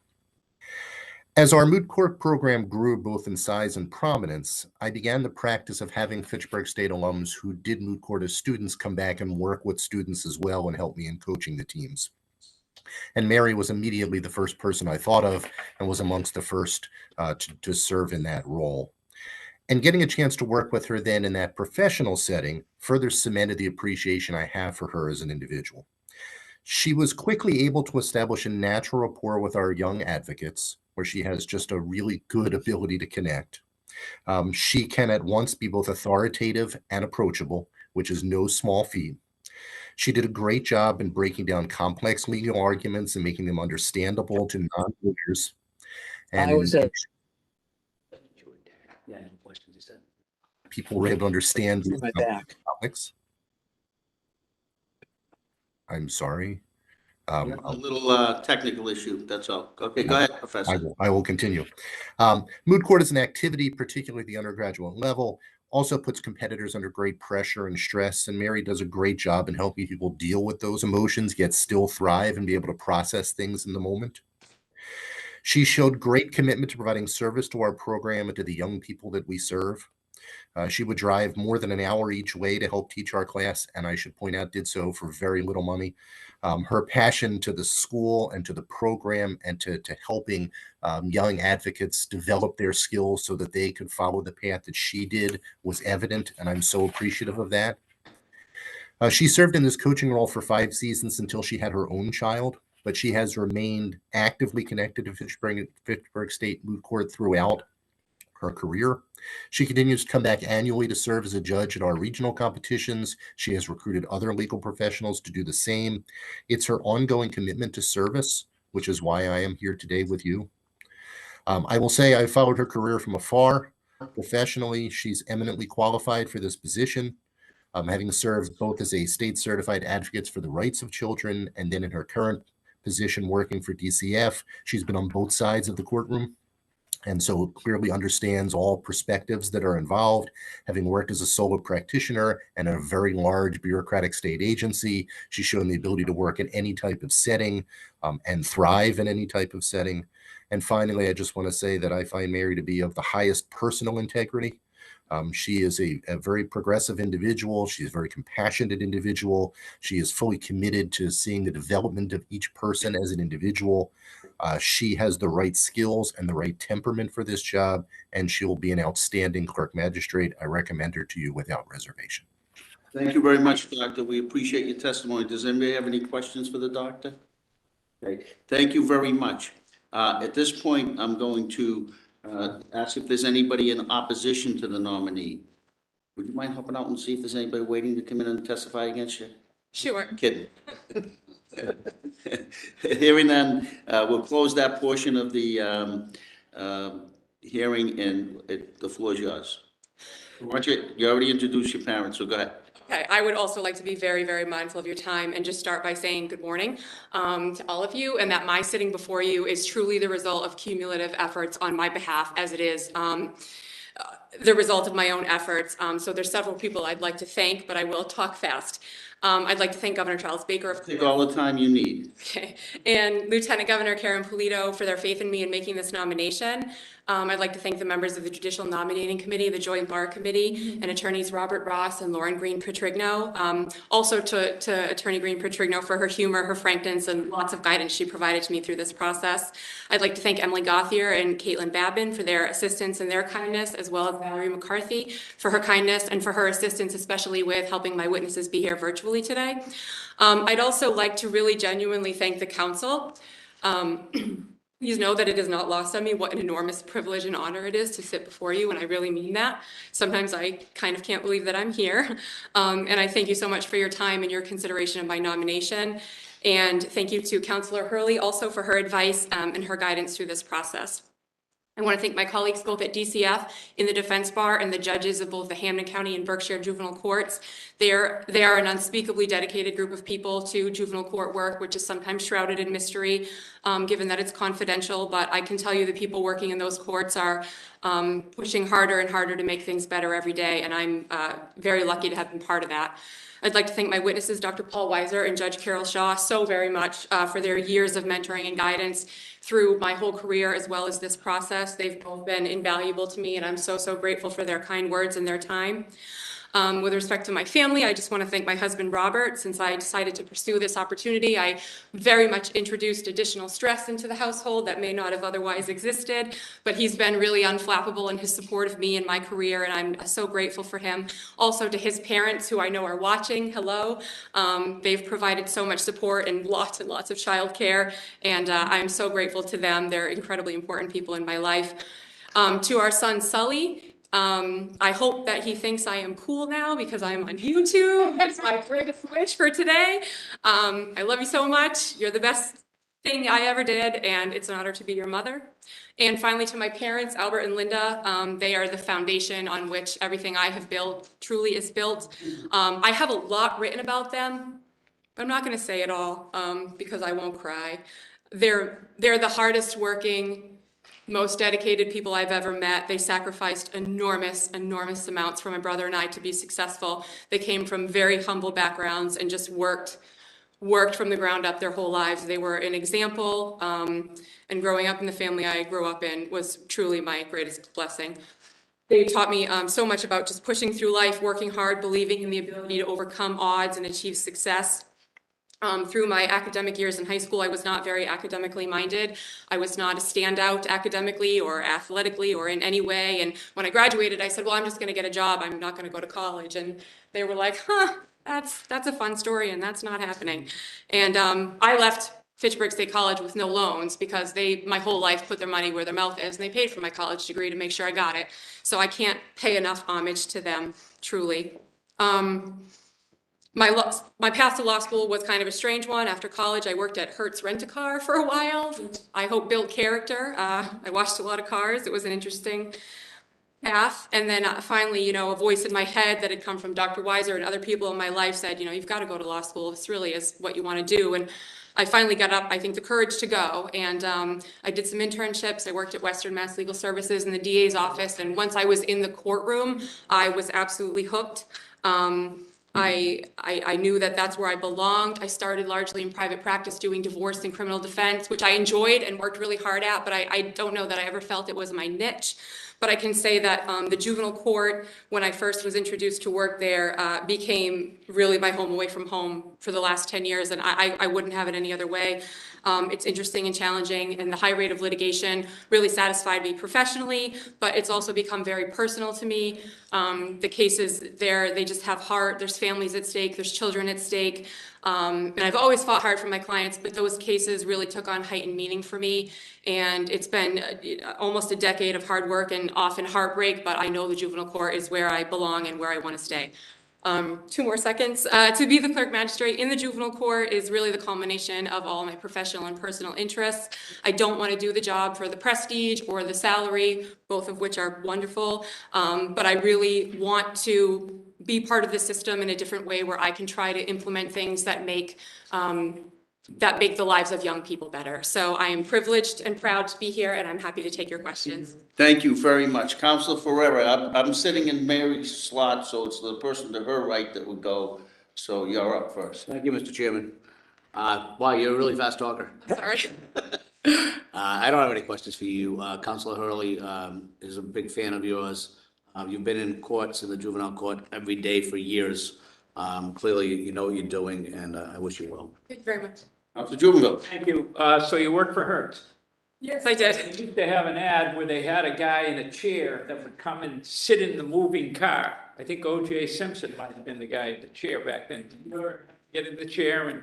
I did not. I was just in the garage, literally scrubbing and vacuuming. Yeah, no, I wasn't in the commercials. I think you're extremely qualified. You've got the background for the juvenile court, and you're very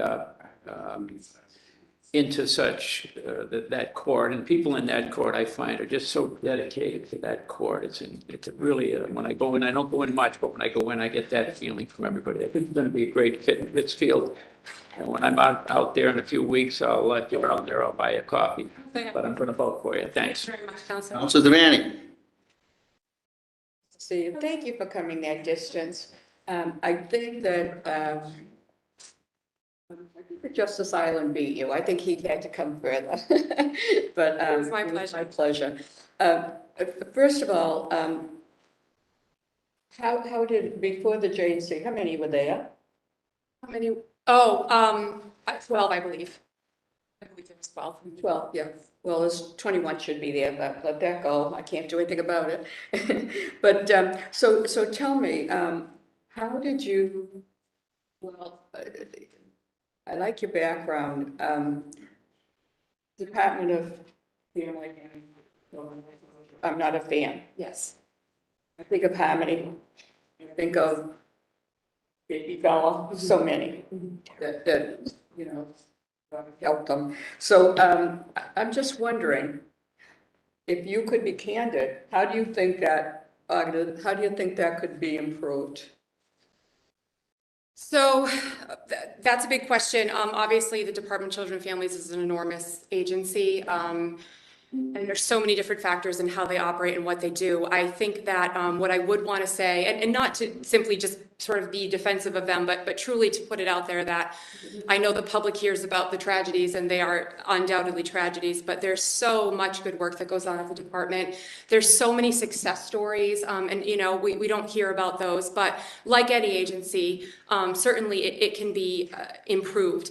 And I think there's things right now that are happening to work on improving it, and there are things that I would want to continue to be part of. I know there's an initiative right now called the Pathways Initiative, and it was implemented by Chief Justice Nectum and Judge Shaw. And it really took hold in Berkshires a couple of years ago before the pandemic. And what it is it's a different way of approaching the civil side of the juvenile court, so that cases are categorized differently from the moment that they come into the court. So typically there's sort of a long track record. There's a lot that's involved in a case, and I won't belabor all the details of that work, but the Pathways model looks at the case differently right from the beginning. And it says, okay, this is a brand new family to the department. There's really not a huge amount of risk factors, but they need help. You know, it's maybe a single mother who has maybe a domestic violence situation, or you know, is really suffering for the effects of poverty. It puts the case on a short track, and it puts a team sort of intensively working with that family to monitor risk and really understand what the family's needs are. And then alternatively, when there's a case where the risk factors are very, very high, where there's a very long history, maybe prior terminations of rights, very significant substance abuse histories, incarcerations, violence, things like that, it's also put on a different track, and again, more intensive track, but in a different way, so that there are a different level of monitoring on that case, both at the department, from the judicial perspective, and the expectations are different about how that case is going to move through the court. And it's really a way of acknowledging that these cases are not cookie cutter, they're not all the same. And I think by prioritizing things based on the issues specifically presented by the case makes the system more efficient for the families involved and for the stakeholders involved. And it also puts more resources on the cases where the risk to the child is higher. You know, getting back to Harmony, I don't understand why the department didn't get involved in that when it went to the Massachusetts court, because the history was the father was violent. He admitted he beat her, special needs, blind in one eye, and even made her clean the toilet with her toothbrush. So it was, they were in the middle of getting a report if the home was safe for her to go with the father. Right. He didn't wait. That's where it should have ended. I don't blame anyone else, but I blame that judge. And I called because I said, you should not be a recall judge. You don't, how can I say, if you had a child that misbehaved, you don't reward them. So why would you reward this person? And that poor little baby, from the time she was 2 months old, why didn't they have a safe foster home to be loved? She never had that. Well, I certainly don't have any inside information on that. I'm sorry. That's just one example. No, I understand. Of what's going on. But, what is your criteria for removal of a child? So the legal standard is whether a child is at imminent risk of abuse or neglect in their family home. That's the legal standard for whether a removal is initiated. You know, in this pandemic, that was I said it to my children. I worry more about the children being abused because we don't know. You don't know out there. And the babies, we have no idea. But if they were school age, they'd be going to school, they would show some symptoms of the teacher would say, so we lost a lot in that pandemic. I agree. That I'm concerned about. Now, okay, you have your sample of writings. Tell me about that, about the father. Do you, trying to get his older children. Tell us that. So that was one of the first cases I ever did in the juvenile court, and it was a situation, and I can't provide a lot of identifying information, but it was a situation where a child had accused the father of sexual abuse. And I wrote about that case only because it was the first real confrontation I had with just how complex the circumstances could be, trying to root out the facts, and the different players in the case had very strong positions on what should happen. But it was a case that really challenged me professionally because it's difficult subject matter. And it really taught me, that you have to fight for your client. I did believe that the result of the case was just personally. He did reunify with his other children, and my understanding is that they've all gone on to be very happy and successful. But I wrote about that case specifically because I think as lawyers and in jobs like clerk magistrate, you confront really, really difficult situations, things that are not comfortable to talk about and not comfortable to exist. But that was a real example of me sort of maintaining professionalism and working within the system, despite a really difficult set of facts. When a case remains open, and so what happens to the child in question at that time? Because, you had a case, 2021, 11 consecutive days, and that case is still out there. Yes. What happens to the child? Because it's about parental rights. And the child's mother. So in the meantime, where is the child? The child was with family the entire time. Throughout the entirety of the case, he was in an uninterrupted placement through the department with a very close family member. That family member is actually going to be the child's permanency resource, meaning they're adopting him. So that was a very solid and good situation where, despite the complexity of the legal situation that was surrounding him, he was just living with family, going to school, going to camp, you know, the child's life, of course, it's affected by the proceedings. I would never say otherwise, but he, you know, he really maintained was maintained in a loving home, and he still is, and is doing wonderfully. But the sexual abuse is something a child, it's ruined. And I talked about it to you when we met. Thank you for all the time. We had a friend, and his daughter was at a daycare center. It was very publicized in Medford. And and she was 3 years old. And she used to come home sometimes with someone else's panties, some with blood in her pants, sometimes, well, anyway, it turned out that he was guilty, this Chucky was guilty. And so it came before us. And if the governor had voted yes, then it would have come before us, but voted no.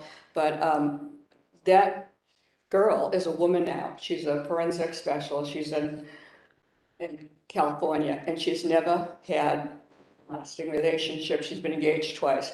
That affected her life, all her life, to be abused, sexually abused. So I just think, you know, it's so important who we have, because we're hearing this all the time in schools and everything. They're everywhere. So so tell me, how did you get into this legal work? What attracted you to do this? So I started, as I said, largely in probate and family court, doing divorces and custodies and guardianships and things like that. And then just by way of referrals from a colleague, I think is how I got the first care and protection case in the juvenile court. I want to say it was around 2009. And I don't know that I can pinpoint why it was a fit, but I really liked it. I liked the judges, I liked the body of law that runs the juvenile court, I liked the people I was working with there, and I liked, this is going to sound very cheesy, but I felt like from an advocacy standpoint, you could really make a difference in the juvenile court. It's not work that attracts a lot of people. It's kind of the third rail sometimes. I don't know that people love it there, but I just really felt like I connected with it. So I did it privately for a few years as it came in here and there, and then in 2013, I went through the CPCS training to be certified to take things, basically a bar advocate, but for the juvenile court, and represented children and children and parents after that certification, up until I took the job at DCF in 2016. What changes would you like to make in, if you could, in the agency that oversees, you know, children and families? You must have seen it, and I know it's hard for you to say that now, but there are cases that fall within the cracks, and you know, they don't even know that the child is not at a home or whatever. Do you see there's a problem? It's been going on for years. I know Judge Locke, when he was there, he did a wonderful job. He really did. He worked hard, helped a lot of people. He helped a lot of women who had been prostitutes and their children taken away. He has rehabilitated them, gave them a home and everything. He's done a lot of those things. So I know that's the good part, but I'm very upset about what we hear in the present, you know, and that's the thing. And like I said, the pandemic really concerned me because I don't know. How did you operate in the pandemic? So the department operated largely virtual during the pandemic. Home visits and visits were over Zoom largely. There were circumstances where the commissioner would authorize people to go into the homes, and you know, circumstances where there was we were aware of a very high risk or an emergency situation, but it was largely virtual.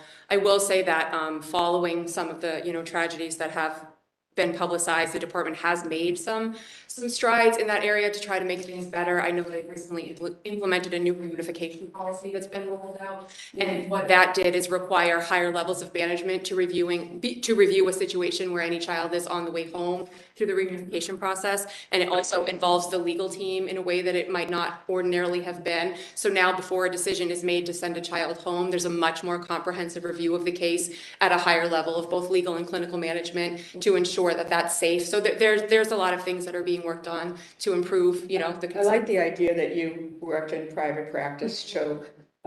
Tell me, how does that add to your ability to be a clerk magistrate? Sure. Well, I think private practice is kind of a whole different beast. And what I would say First is that really logistically, I think a lot of the skills translate. I had to do all of my bookkeeping, record keeping. I had a part-time employee at one point, so having payroll and taxes and all those things. So I'm, of course, on a much smaller scale than a clerk magistrate's office. So it's a juvenile court you're going to, Yes, right? yes. I actually volunteered for a year in the court as a volunteer counselor for juveniles on probation. And, for my little world with 4 children and, never really winning, we didn't even have a car, so I never went for a ride. You have a stereotype about juveniles, and I got to know each of them one-on-one, and it took a long time to get that confidence. And some of the horrific stories, Yes. lives that they've lived. Teenage girl locked in her room while her mother's a prostitute and out for the night, she doesn't know who her father is. Those are the things that people really don't understand.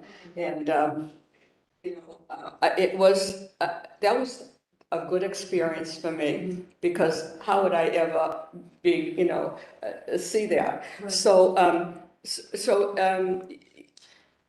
when you think of all positions, what do you think gives you the most out of that to be a successful clerk magistrate? I think definitely my work as a defense attorney in the juvenile court, because that was an opportunity for a lot of years where I got to know the people as human beings and not as a caseload, which at the department, sometimes it's more of a caseload situation.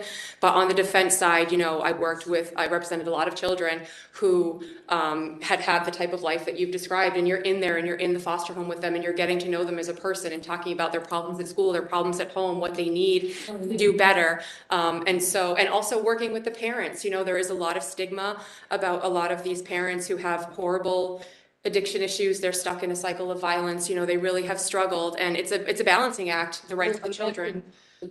Your children witnessing, you had one spouse that killed the other. Tell us about that. That's her. Counselor, your 15 minutes has expired at this time, so moving on to Counselor Iannella. Counselor Iannella. Thank you very much. Outrageous. I don't have questions. I spoke with Councilor Hurley. He's very staunch supporter of yours. Great to see your parents here today. She's going to be a great addition to the court system. And when your name comes before us next week, I'll be more than happy to support you. Thank you very much, Counselor. So Duff. Thank you. You're eminently qualified for this job. I have no questions for you. Thank you so much. I actually find your resume a bit refreshing and some of the practicality Thank you. of your life experience. I think it's very relevant to, sorry. Excuse me, she's. But I find it very relevant to the position that Thank you're. you. I appreciate that very much. Thank you. Thank you, Counselor DePaulo. Thank you, Mr. Chair. Just going to ask you a couple questions. You've represented CRAs. Yes. Have you ever observed judges putting conditions on CRAs that you found inappropriate? Yes. And what would have been the basis for you finding them inappropriate? I think what's difficult in a CRA situation is I do feel, and this is with the greatest due respect to the judges, a position I have not served in, is that I think there's an expectation that kids that are really struggling can then follow more rules and more guidelines and more impositions. And I don't think it addresses the struggle. Is that a false assumption that the kids can do that? Is it a false assumption the kids will respond with new rules and new expectations? I don't know that I would go so far as to say false. I know there are certainly some kids who thrive within the structure, but I do think that there's a fair amount of research that shows us that a different approach might be more effective.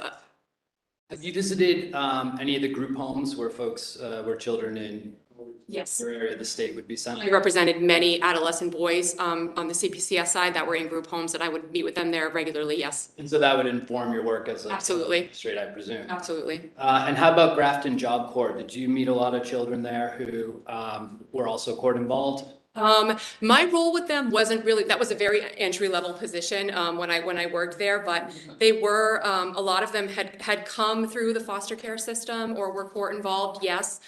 Those kids, I will say, were super inspirational. But that was really my first foray into kind of understanding that whole other world, that lived out there. And those kids, a lot of them were stars. They were really determined to make something of their lives, and they were doing it, they were inspirational. Just one last question. Sure. So, in the group homes, and I've worked in school settings as well, when kids have court dates coming up, their behavior and their dysregulation escalates ahead of time. Yes. And oftentimes that behavior and dysregulation is reported to the court. Yes. And then they face consequences for it when in fact the inciting incident of the behavior was in fact the actual court date itself. Yes. You find that to be true? I find that to be true, yes. You would inform your work as court magistrate? Absolutely, yes. I have no further questions. Thank you, Councilor DePaula. I would normally be next, and I don't have any questions for you. I can tell you that Councilor Hurley is a big fan of yours. I spoke with her. I had to take over the hearing because issues she had, and then we had the technical issues. I think she's coming back on. Mary, you back on? I'm here, although no. Oh, good.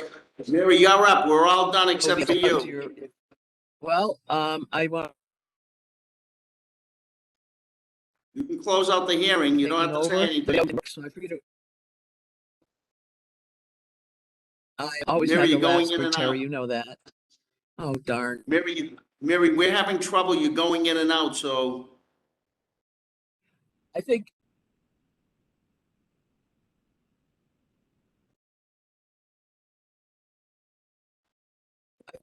I did a great job. And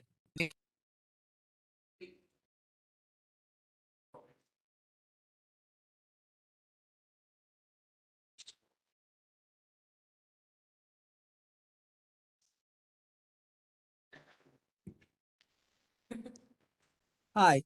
All right, Mary, I'm putting you on speaker. Say what you want to say, because we can't hear you on the Zoom. Go ahead. I think you're a great candidate. You've got the support of this council from what I've heard. I'm sorry that my video and Audio did not work, but I think Terry did a great job. Thank you, Terry, and you did a great job as well. Okay, you've been a great supporter of hers, Mary. And we're going to close the hearing because the LG is coming in now. Very good. Thank you. All right. So much for your time.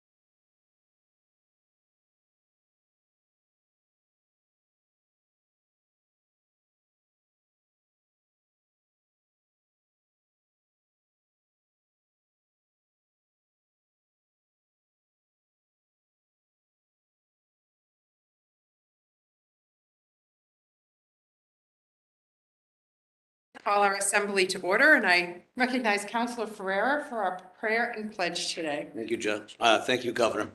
I'm going to pray for justice.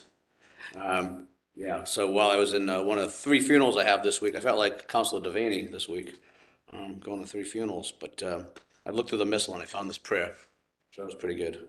So we gather in the name of the Father, the Son, and the Holy Spirit. We pray for peace, we work for justice.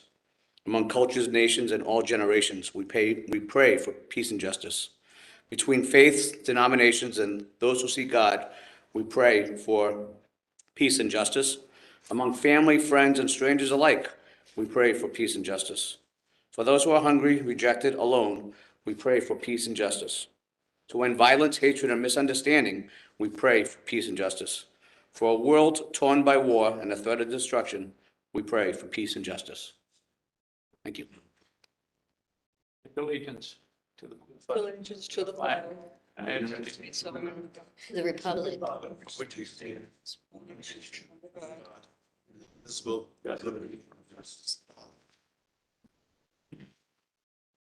Thank you, Counselor. I recognize Counselor Jubenville for a motion to record advice and consent for the financial warrant. So moved. Is it the warrant? This is the warrant. There's a motion and a second. Question on the warrant, if I could get an information back, there is a supplemental appropriation bill with the legislature requesting transferability language between several mass health appropriations to reduce the deficiency. So I'm voting on an explanation of that. Sure. We can provide that to you right away. There's a motion and a second. All in favor, say aye. Aye. Thank you. I recognize Counselor Devaney for a motion to record advice and consent for the pending list of notaries public and justices of the peace. So moved. Second. There's a motion and a second. All in favor, say aye. Aye. Thank you. I recognize Counselor Iannella for a motion to record advice and consent for the appointment of Katie Cook Rayburn to the position of Associate Justice of the Superior Court. Thank you so much. Second. Thank you. There's a motion and a second. We may begin the roll call. Yes. Councilor Ferrera? Yes. Councilor Jubenville? Yes. Councilor Devaney? Yes. Councilor Dodd? Yes. With pleasure, yes. Thank you. I recognize Counselor Devaney for a motion to record advice and consent for the appointment of Sarah Whalen Ellis to the position of Associate Justice of the Superior Court. This would be Sarah Whalen Ellis, a motion to the position of Associate Justice of the Superior Court. It's my pleasure. In all my years, I mean, what qualifications? I wish all the councils were here to hear. The letters, they were unbelievable, saying all the things she's done, all her accomplishments. She's on different boards. She's changed so many things. I'm just so pleased that the governor has brought her up. I wish we had more like her. Unbelievable. I never saw a resume like that. So I'm very proud to make that motion. Okay, thank you. There's a motion. There is a second. We may begin the roll call. Yes. Councilor Jubenville? Yes. Councilor Devaney? Yes. Councilor Iannella? Yes. Councilor Dodd? Yes. Councilor Kennedy? Pleasure. Yes. Thank you. We have new nominations. Colette M. Santa has been nominated for reappointment as a member of the parole board, and Councilor DiPaolo, that is within your district. Do you have a date? I'm going to consult with the nominee and pick a date. Okay, perfect. And William J. Galvin. Is there a date? There's not a date yet. He's going to speak with the nominee and get back to all of us. William J. Galvin has been nominated to the position of Circuit Justice of the District Court. And that's within your district, Councilor. Yes. The week after next, I don't believe we have anything. Two next week. The week after next, I don't believe we have anything. You are correct. So I'm going to put it on at 9 o'clock in the morning that Wednesday. Very good. 9 o'clock. What's the date there, Lauren? June 8th. June 8th, 9 o'clock. William Galvin. Okay. That concludes our business today. Thank you very much. And eve of Memorial Day weekend. Thank you for observing in whatever way you choose to. Is it June 1st? The week after next? June 8th. June 8th, right? June 1st. Oh, We have two next week. Okay, all right, thank you. Thank you.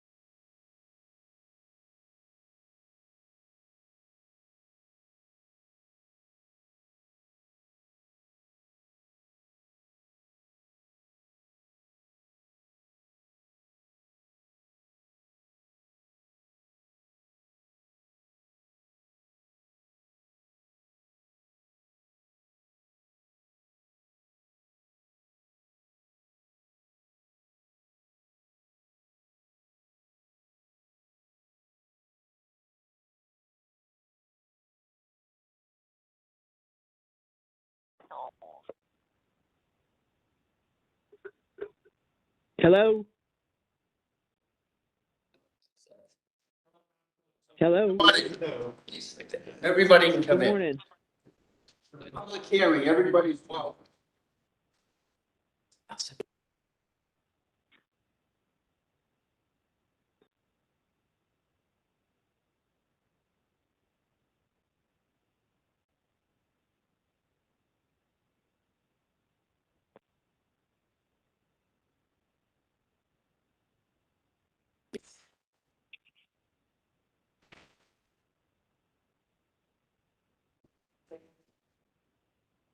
Just let me know when you're ready to start the meeting, Terry. Want me to start, Mary? I was gonna run it, but if you want to do it, it's fine with me. We're having a little trouble hearing you, Mary. If we could hear her, she could do it. If we could see her. Do you want me to start, Mary? My computer is acting like I'll bizarre. start it. We're gonna wait 2 more minutes because we told everybody 1:10.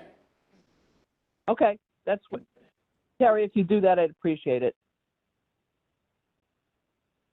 Did you hear me? Can hear you loud and clear, Counselor. Thank you.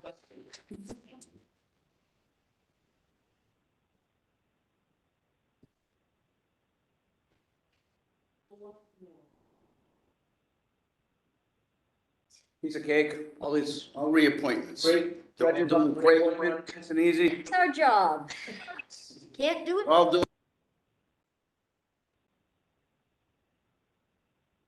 Governor, dated May 18, 2022, to the Executive Council. It says, I am pleased to nominate Catherine Watson Koziel for reappointment to the position of the Administrative Law Judge at the Department of Industrial Actions to a 6-year term expiring August 8, 2026. I submit this nomination for the advice and consent of the Executive Council pursuant to Mass General Law 23E, Section 5. I'm enclosing the nominee's resume for your convenience. Sincerely, Charles D. Baker. Okay, I understand that the Chief Judge is here and he's going to be offering some testimony. Currently, we have in the room Councilor Duff, we have Councilor Ferrara and Councilor Devaney. The other councilors will be in momentarily. I'll introduce them when they come in. Judge Hernandez, I understand you're here to speak on behalf of all of the reappointments today. That's correct. And it would be really nice if we could wrap them all up into one speech. I would do my best, and that was my intent. That was my intention, to do all in one speech. Thank you. Thank you for the speech. We appreciate it. No, that's I'm here, these 4 judges, I know always come up here, basically bragging about how great my judges are, and they are. But these 4 are truly the cream of the crop. They have, the last few years, given everything we've been through, have stepped up, whether it be mediations, pre-hearing conferences, pre-hearing memos, walk-in lump sums, whatever it has taken, they've stepped up and not only maintained it, but it's exceeded my expectations. I come here asking for the privilege of being confirmed. I ask for your vote, and I could not speak more highly of all 4 candidates. You're back 100% from the pandemic? We are with in-person hearings, for hearings, we're in person. For conciliations and conferences, we're still virtual. We have not missed a beat. In fact, with conciliations, we've actually increased the resolution. We're now at 57% of cases resolved at conciliation. With respect to... Can you think of any reason why you do away with the Zoom hearings on conciliations and things like that? At this moment, not at all. In respect with conferences, we're actually... In 2019, before the pandemic, we had 11,700 continuances. In 2021, we were down to 5,700. So we literally cut continuances in half because the virtual is there. They have assigned time, so there's less continuances, and people don't have to travel as much. So they're not getting stuck in traffic, conflicts in different regions. So it's been working fine. So whatever they can do in the courtroom has translated to the virtual platform. So again, I can't be more proud of our judges. And I said, these 4 in these rooms, and I know if I could judge long. Judge, I'll give you 1 second. And Judge, we all agree that you're doing a fantastic job. Okay, I think that's unanimous. Counselor Devaney. Thank you. You got the best boss in the world. First of all, I want to tell you, I've been here 23 years. And I always it's like a report card for the Industrial Action Board. But because they came so fast, they just got nominated, 7 days ago. And so it probably isn't a possibility, but this is the first time I don't have those. And I was really concerned about that. But it's not your fault, it's the council's fault. And I can speak with respect to their ACEs. They're all highly effective. I've reviewed them personally. I draft them, and all 4 of them. Don't understand. But you know what I loved about it, that it said any discrimination or prejudice. There hasn't been. No, but I'm saying I could look at it. Right. I wish we had the district court, superior court, I love it. I'll be more than happy to send them to you. I can assure you that there is no bias, any discrimination, anything on behalf of these 4 judges. I'm just saying that that's what I missed, but when the council scheduled all in one day like that, it's an impossibility for you to give us that. Take your time, I don't need it tomorrow, but I do like to see it, it's great. And I know they came up quickly, but they have been overdue for a while, so they were anxious to get case moving. Does anybody else have any questions for Chief Judge Hernandez? Same here. Thank you. Omar Hernandez. Appreciate it. We speak right now on behalf of all 4. Yeah. Spoke on all 4 at once, Chris. They're all great. They really are. No, yes. We all rely on Counsel Iannella for workers' comp expert. As well as you should, yes. Because none of us really practice up there. Okay, thank you, Chief Judge. Okay, and we're going to get to the nominee. The floor is yours. Thank you. Catherine Watson Koziol. I'm an administrative law judge at the Department of Industrial Accidents, as you know. I've been at the department for a total of 17 years. My first 3 years, I was an administrative judge in the Worcester Regional Office, where I sat and I conducted hearings and conferences, the things that Judge Hernandez has just been talking about. For the last 14 years, I've been an administrative law judge on the reviewing board. I actually brought my colleague, administrative law judge Martin.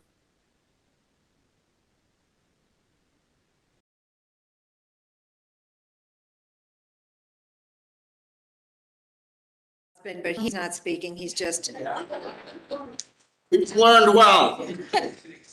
He doesn't get. We'll hear from Judge Long in a moment. Opportunities. As soon as you're finished, we're going to let him pop up because we are. Very good. Well, anyways, I am from West Springfield, Massachusetts. I went to the public schools there. I'm the youngest of 5 kids. My dad was a railroad engineer and my mom was a dietitian. Went to physical therapy school because who knows what they want to do when they're 18. I didn't, but my mother said, get a profession. So I went to Northeastern. I have a bachelor's of science in physical therapy, worked in physical therapy 5 years, liked it, didn't love it. Series of events happened and people kept telling me you should go to law school. I didn't know any lawyers. Nobody in my family's a lawyer. I never knew any lawyers. I took the LSAT and I went to Boston University School of Law and absolutely loved it and have never looked back. I had the really good fortune of getting to work at Pellegrini and Sealy in Springfield, Mass.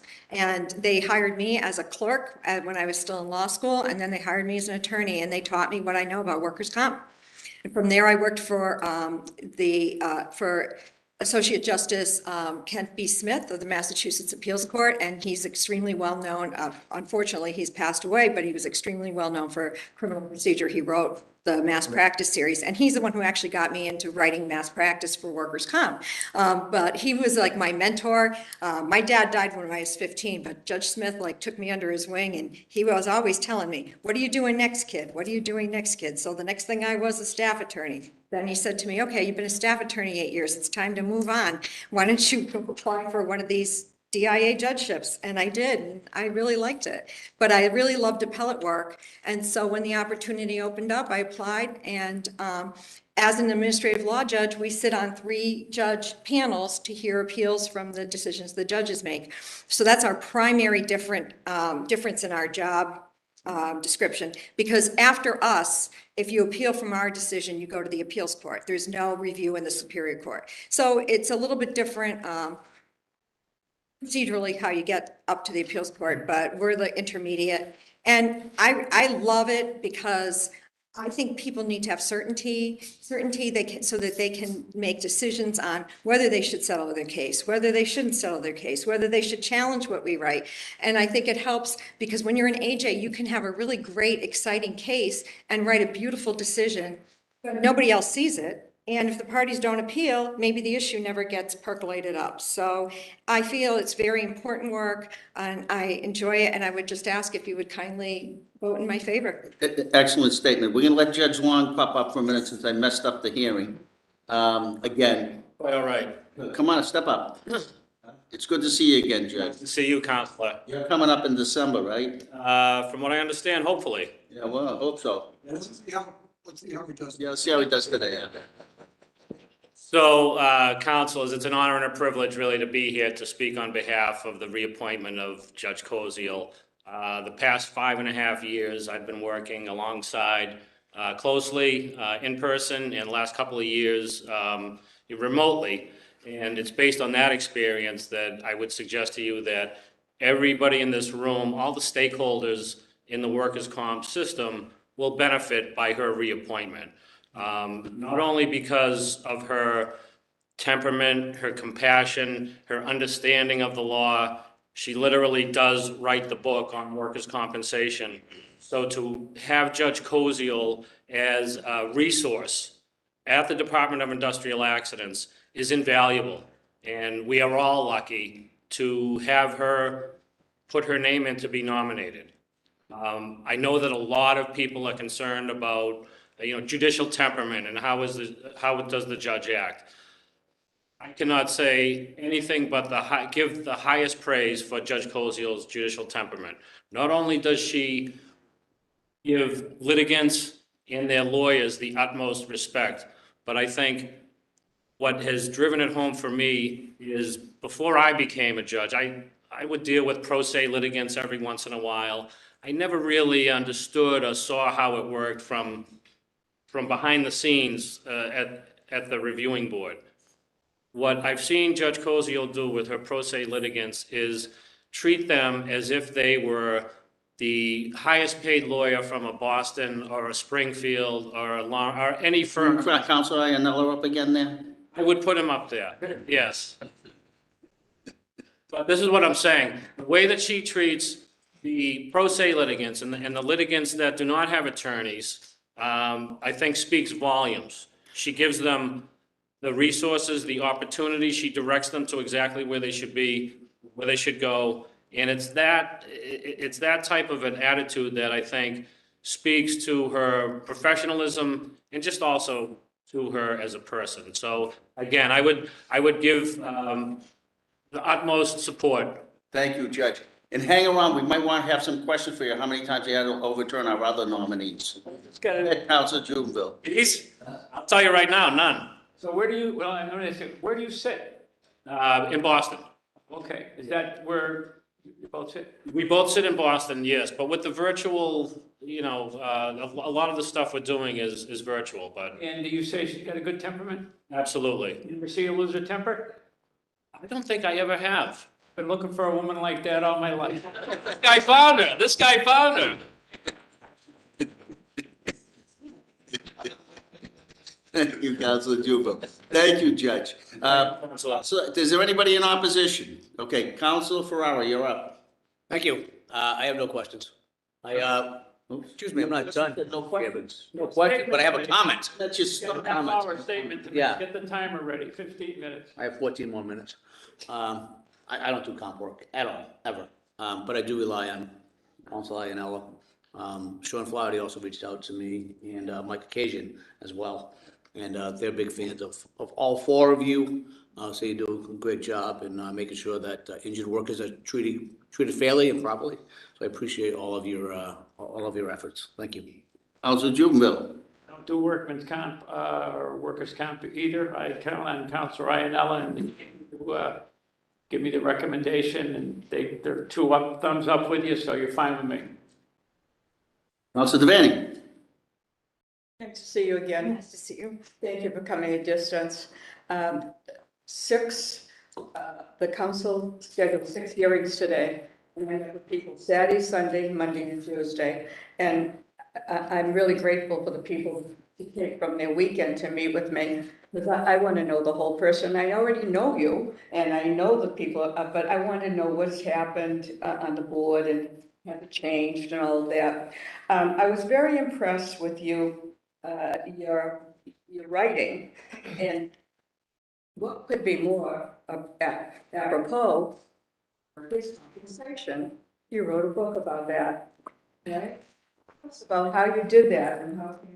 Well, it's not like I'm a prosaic writer. It's technical writing, so I'm okay at that. I never got a literary award to try.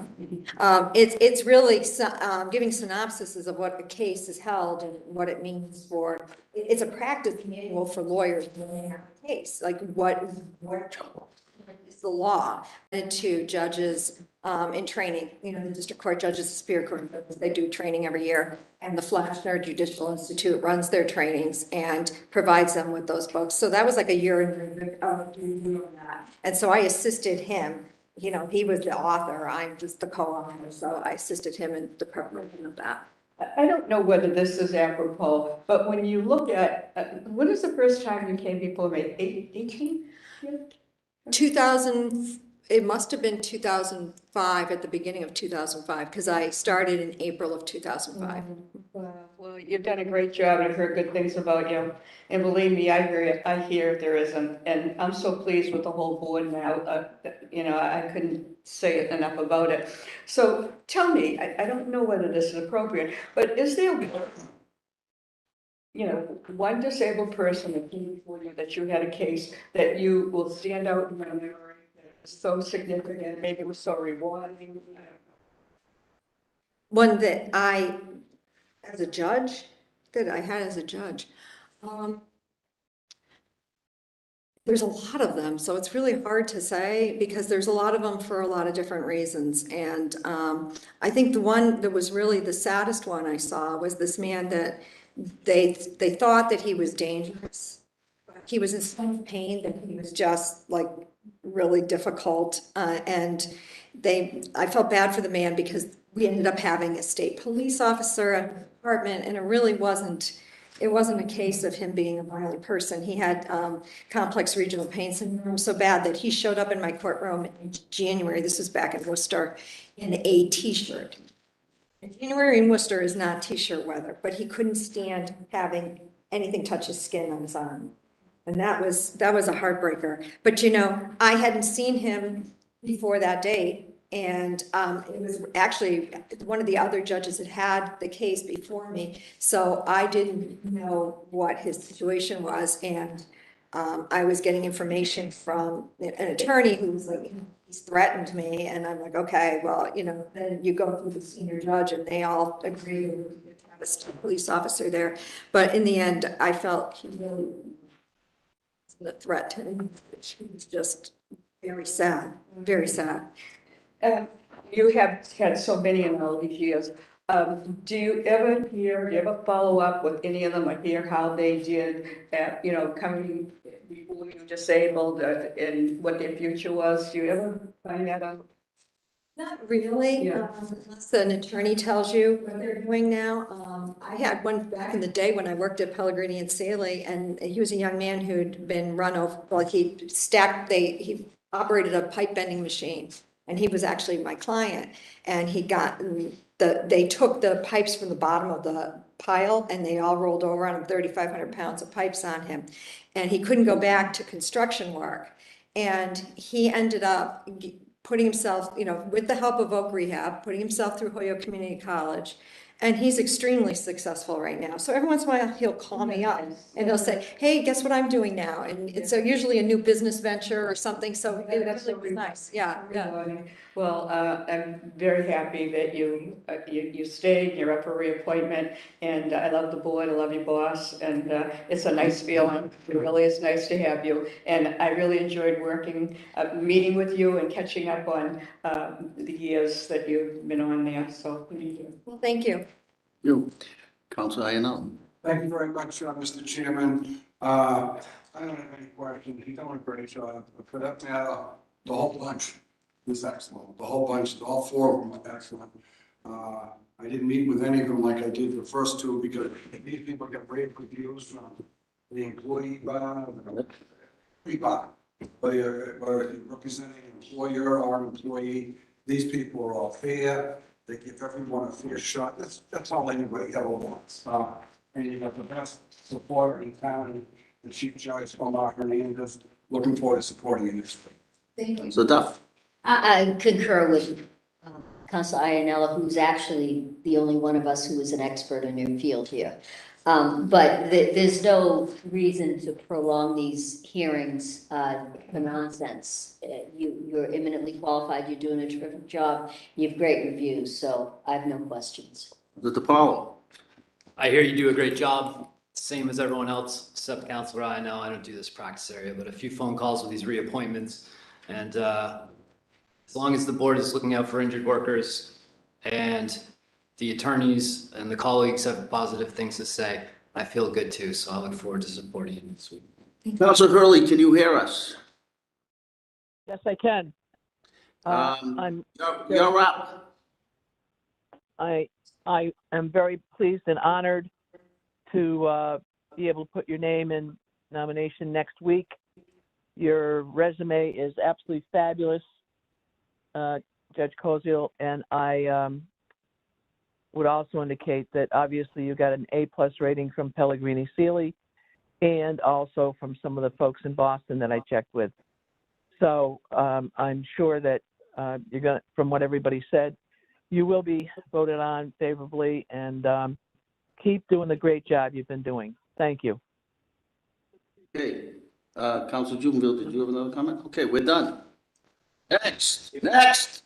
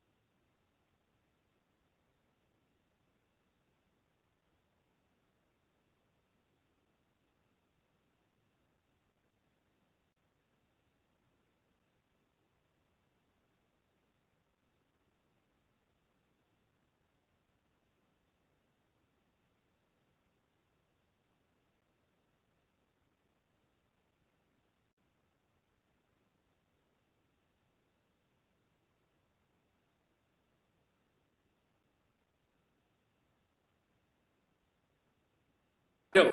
I can stand. Okay. May 18, 2022, Executive Council, Council Chamber, State House, Boston, Mass. Dear councilors, I'm pleased to nominate John J. Barrett III for reappointment to the position of Administrative Judge at the Department of Industrial Accidents to a 6-year term expiring on January 6, 2027.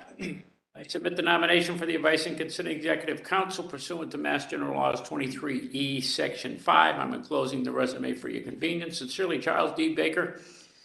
What do we got? We got a witness? Judge. Yes. Judge. Sure. already heard from him.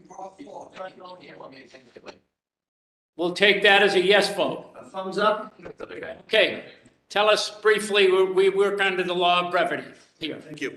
Good afternoon. My name is John Barrett. I'd like to thank you all for having me in today to be interviewed for the nomination for reappointment to the position of Administrative Judge. I'd like to also thank Governor Baker for nominating me to serve in this position. I'm truly honored and humbled to appear before you today. Way of brief background, I'm 53 years old. I was born in Boston and was raised in Rentham, Massachusetts. My mother, a registered nurse for 50 years, just retired, worked at Metro West Medical Center in the labor and delivery department. My father was a police officer and detective, and he passed away back in 1999 from lung cancer. I have a younger brother and 4 younger sisters.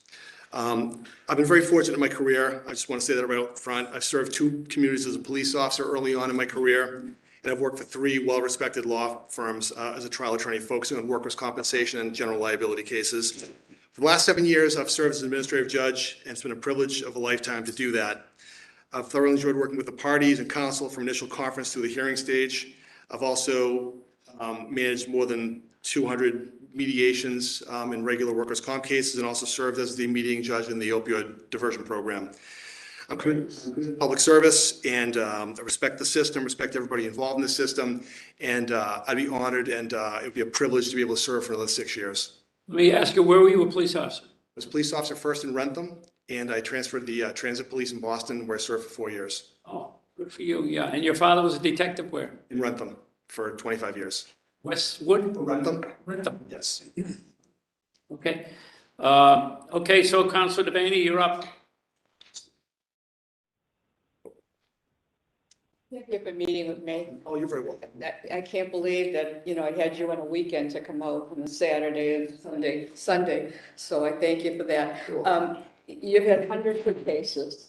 Now, tell me, in mediation, so that people out there will understand what you do when you mediate, you served on the opioid committee. Tell us about that particular mediation. Well, the opioid program, it's a diversion program where it's generally now used in cases where the employee has settled their workers' compensation case.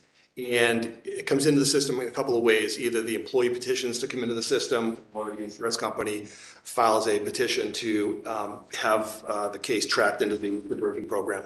And what it is basically, if the case is in the program, we meet with the employee's attorney, and the defense attorney, and we discuss what's going on. And usually the employee is struggling with opioid medication long-term, and they're not happy with their lives and how things are going. And what we do is we develop a plan with a care coordinator to work with the treating doctors to come up with a plan to either completely switch somebody from opioid medication onto something else, or more likely reduce the employee's use of or dose level of opioid medication. And we've had a great deal of success, I think, with that program over the years, and I'm proud of it and proud to be a part of it. Now, how long has this been, the alternative treatment pathway? When did that start? It started before I became a judge. Judge Hernandez developed it with others, and it was in place before I got here. But I've enjoyed being a part of it, and it's been just a privilege to help. But it's a sign of the times, isn't it? There must be a lot of workers. I think it is. I think there's some talk about actually expanding the program to people who are actually still receiving benefits, not just to people who have settled their cases. Thank you, Mark, for starting that. That's wonderful. So how many people do you think have gone through that program in those years? I don't know the stats. Omar can probably tell you, but I've handled. Say probably. Wonderful. They can go on with their lives. Yeah, that's great. So it's been hard through the pandemic, but you've continued. How do you evaluate someone before you who you're not looking in his eyes or her eyes, and I don't know whether you have it on a screen or whatever. How have you been operating? Well, we have the conference level that we're involved in is virtual. And at that level, generally the employees don't testify at all at that level. We meet with the attorneys and the employees present. But when we're making evaluations of credibility and me actually doing a trial, that's in person. So we're in the room with that person, see them come in, or any witnesses that come in, testify live. So that's how we make evaluations of credibility. And you've done training to claim justice and all of that. I realize what part of your duties are. It really is amazing. I did that when I was practicing. We would talk with adjusters and help them understand the system and what's important. But that prepares you for industrial accident board. I think so. No, I'm very pleased, and I have to tell something publicly that I said privately to you. When I was about 10 years old, I used to take piano lessons and Miss Manning, and her nephew lived with her. And he used to walk down the stairs all the time. He never came in the room where the piano was. I thought he was the most handsome man in the world, and I had the maddest crush at 10 years old on John Barrett. So when I saw that name, I said, oh my God. I embarrassed him. He doesn't know whether he's related. But anyway, yeah, that's my John Barrett story. But really, I'm so pleased with what you've done, and I can't imagine how hard it is. Now, has it increased since you've been on, the number of people coming? Claims? I don't know that it's increased. I don't know the stats. We've been busy since I started. We've been very busy. But I don't know the numbers, whether they were less before I came on board or whether they've gone up. But we've been steady, I think. Yeah. Well, we talked a lot, and it was just a pleasure to meet up with you again and to see you're being reappointed and that you're staying with it, because I can't say enough about the board. Everybody's working together, and everyone has, all of you, and you each have such respect for each other, and that's so important, and so, so thank you. Thank you. Councilor Iannella. Thank you for coming out this Sunday to meet with me. Thank you very much, Mr. Chairman. Again, I have no questions. Familiar with you, your work. Same thing I said with Judge Coulter. You're fair, you're compassionate, you do everyone in shape. That's all I'm looking at. It's good morning. Thank you, Counselor. Councilor Duff. No questions. Councilor Kennedy. I'm just gonna say it again, we rely on Chris, Counselor Iannella. And he says you do a fantastic job up there. Your reputation is great. I'll vote for you. Thank you very much. Same, and I would just note that of the reappointments today, it's great to see folks who have different careers besides just in the legal world. Perspective as an employee who's not a lawyer, and on top of it, having worked with the broader population in different ways. So I have no questions for you. I concur with my colleagues, as I said earlier. I don't do it. I rely on Councilor Iannella. And good luck. Thank you, sir. Who was the chief in the BTA when you were there?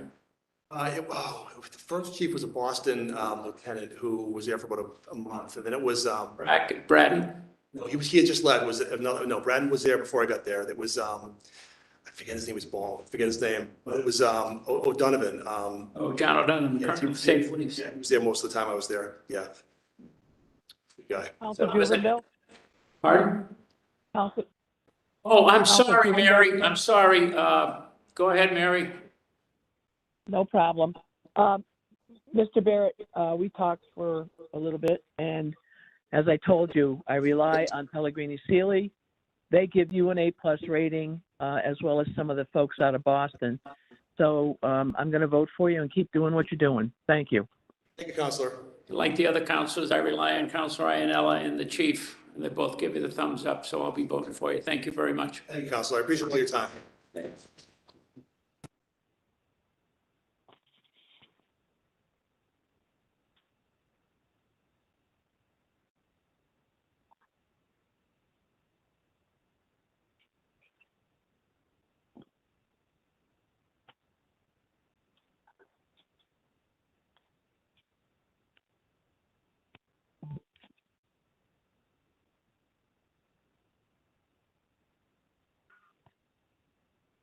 On 22, Executive Council, Council Chamber, State House, Boston, Mass. Dear Councilors, I'm pleased to nominate Karen A. Fitzgerald for reappointment to the position of Administrative Judge at the Department of Industrial Accidents to a 6-year term, expiring on January 6, 2027. Hopefully, we will all be here at that time.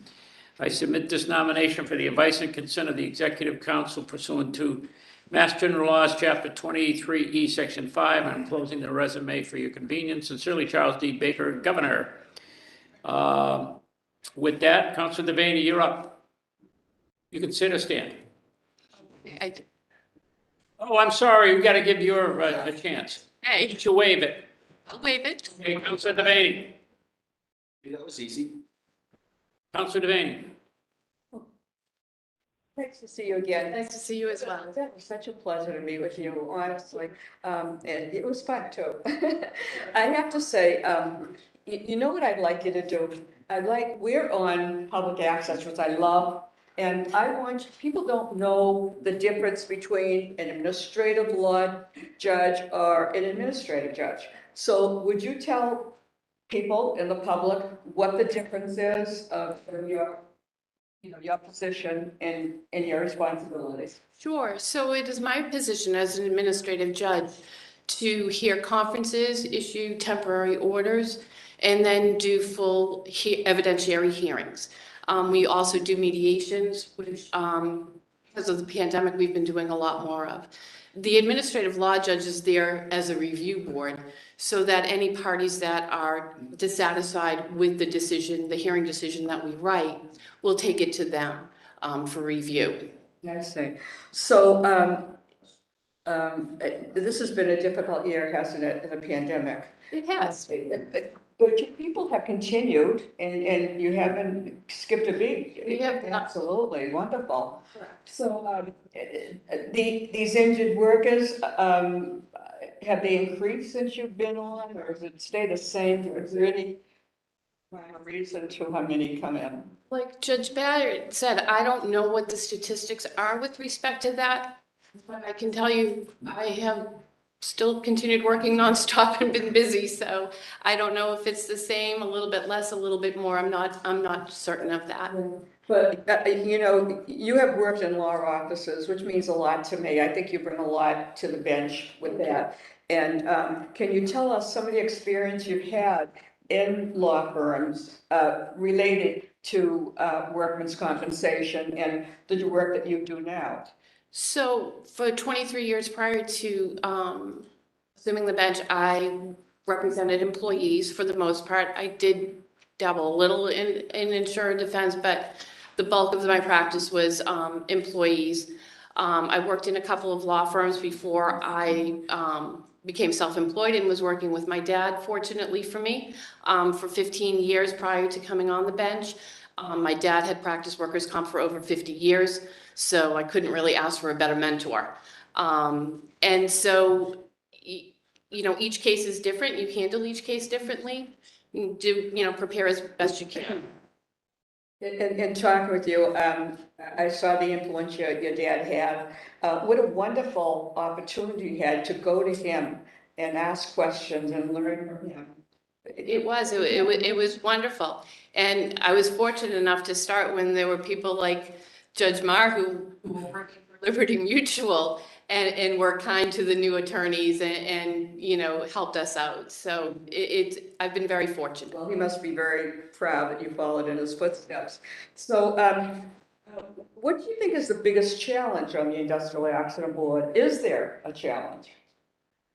It's hard to say if there's a challenge because I think the challenge that we've faced has been the pandemic. And I think with Judge Hernandez's guidance and direction, we have stayed open.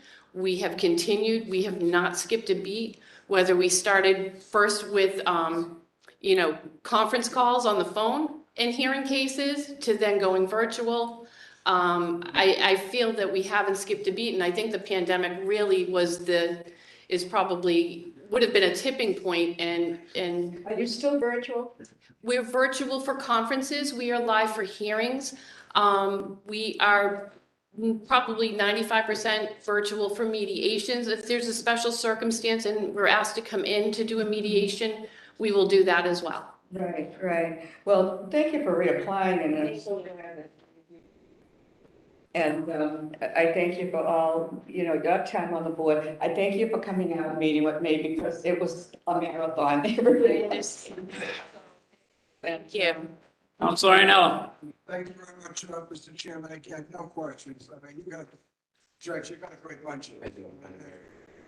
I was very lucky. I just have one question more towards the judge as I'm sitting here. That's not my fault. I know, not my fault. That's on. I'll just on. But again, good seeing you. Thank you as well. Looking forward to supporting you. Thank you. It's enough. No questions, thank you. Kennedy. Councilor DePaulo. I have no questions. questions. Okay, sorry, Counselor Ferrera. Oh, wait a minute, wait, Counselor Hurley. Thank you. I don't have any questions. Again, great resume. Only question is, James F. Fitzgerald Jr., is that a relative? That was my dad. Okay. I practiced law with my dad, which is always a great experience. Again, you've got a great resume, and I'm going to be voting for you. So thanks very much. Thank you. I appreciate it, Counselor. Counselor Ferrera. Thank you. Once again, I did ask other attorneys, including Counsel, I don't know about you, thinks you're awesome, and I remember Sean Flaherty saying you are outstanding. So you have my support this week. Appreciate it. Thank you. I think you got a great resume, and I really am glad you had a chance to work with your dad all those years. And Councilor Iannella and Chief Fernandez give you the thumbs up, so you'll be getting my vote next week. Thank you very much. Meeting is closed. Thank you. Thank you. Next.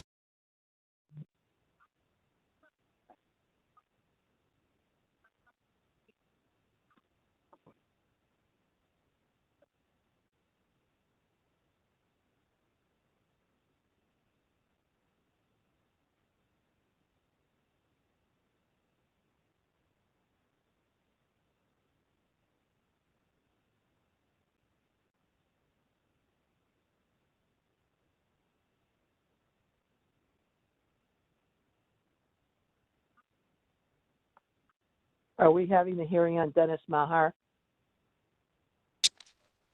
And I'll quickly read into the record of the letter from Governor Baker. I am pleased to nominate Dennis M. Maher for reappointment to the position of Administrative Judge, Department of Industrial Accidents, to a 6-year term expiring September 15th, 2026. I submit this nomination for the advice and consent of the Executive Council. Pursuant to Mass General Laws, Chapter 23E, Section 5, I'm enclosing the nominee's resume for convenience. Sincerely, Charles D. Baker. And with that, I heard whispering before this hearing was called to order that you're waiving your statement. Is that correct? Yeah. And are there any witnesses to speak on your behalf? None other than Judge Hernandez, which we heard from. So I'll start with Counselor Hurley. Do you have any questions for the nominee? No, I don't have any questions. And again, I'm with Pellegrini Sealy. I also have the expertise of our fellow Counselor Iannella. And I think you've done a great job from all I've heard, and you'll continue to do a great job with your reappointment. So thank you very much. You have many pieces of the Pellegrini and Sealy group out of work. They do an excellent job. Their clients couldn't be any better represented. Thank you, Counselor. Thank you. Counselor Ferrera. Thank you. I'll just reiterate that, again, Counsel Iannella, Sean Flaherty, and Michael Occasion reached out to me on your behalf. And they all think you do a great job, so you have my support next week. Thank you. Counselor Jubinville. Same with me. How long you been on the board now? 18. No, 13 and a half. 13 and a half. Well, you've done a wonderful job, and Councilor Iannella and your chief give you a big, good rating, so that's fine with me. I'm going to vote for you next week. Well, thank you very much. I appreciate it. Counselor Devaney. Nice to see you again. Good to see you too. I'm going to, Just yesterday. pronounce your name the Irish way, Maha, right? Okay. And I just wanted to say that, 14 years, have you seen any changes in the way the board works or the people coming through? Change at all? Well, I think obviously with the pandemic, things changed a lot. I mean, we've got the virtual conferences now. I know the conciliations are virtual. Hearings are, it's a little bit different. They were wearing masks for a while. That was troubling, what people giving testimony. But that's been the biggest change. The type of work people do is changing a little bit too. We don't have some of the manufacturing type jobs that once upon a time we did, but we have a lot of other type of. Have you seen in the 14 years that injured workers, disabled, have drug addictions? Has that increased in the 14 years? Well, actually, it kind of peaked. Judge Barrett was talking about the opioid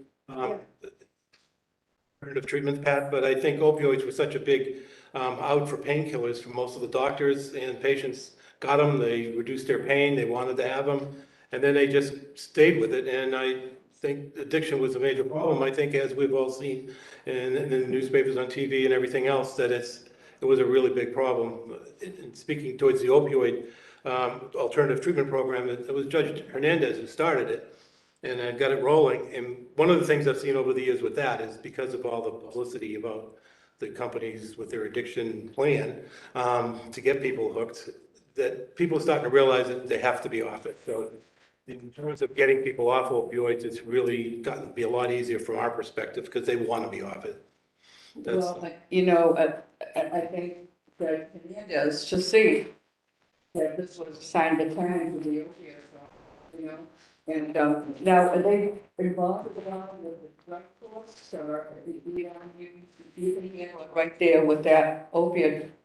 No, we don't get no criminal or drug courts at all. Yeah. Very little. No, I think that's wonderful. So you've been working through the pandemic. Have you found anything different in the pandemic regarding getting your work or your workload? Or? I think the workload's kind of stayed the same. I think, once again, Judge Hernandez, I know he said something nice about me, so I'm going to work on saying things nice about him. But he kept the place open.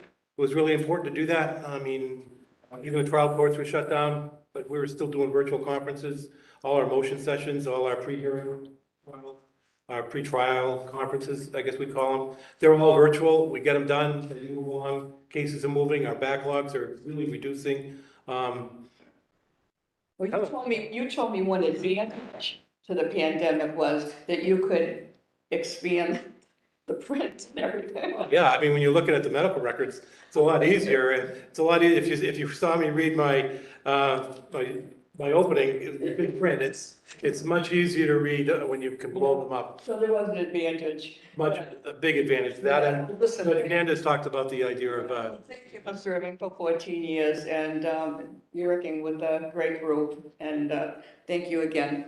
And I'm so pleased that the four of you have been reappointed, rightfully so. And I just have to tell you that we have one lawyer here that is an expert in this, so I know that he's very happy with the four too, Councilor Iannella. Thank you, Councilor. Councilor Iannella. Yeah, same as the others, I mean, Judge Marston, I mean, I can't say enough, he's just great. Same type of sentiments as the last debate. Great. Wish you all the best, and I'm more than happy to support you in your name comes before us. Thank you, Councilor. Councilor Duff. Thank you, Judge. You're actually one that I did receive calls about. Your reputation is stellar, and you certainly deserve it. So I have. Thank you, Councilor. Councilor Kennedy. I sound like a broken record, you know, in terms of relying on Chris Iannella because, you know, he's the one we go to. So I neglect to say with John and we're all four of us. I got great things to say.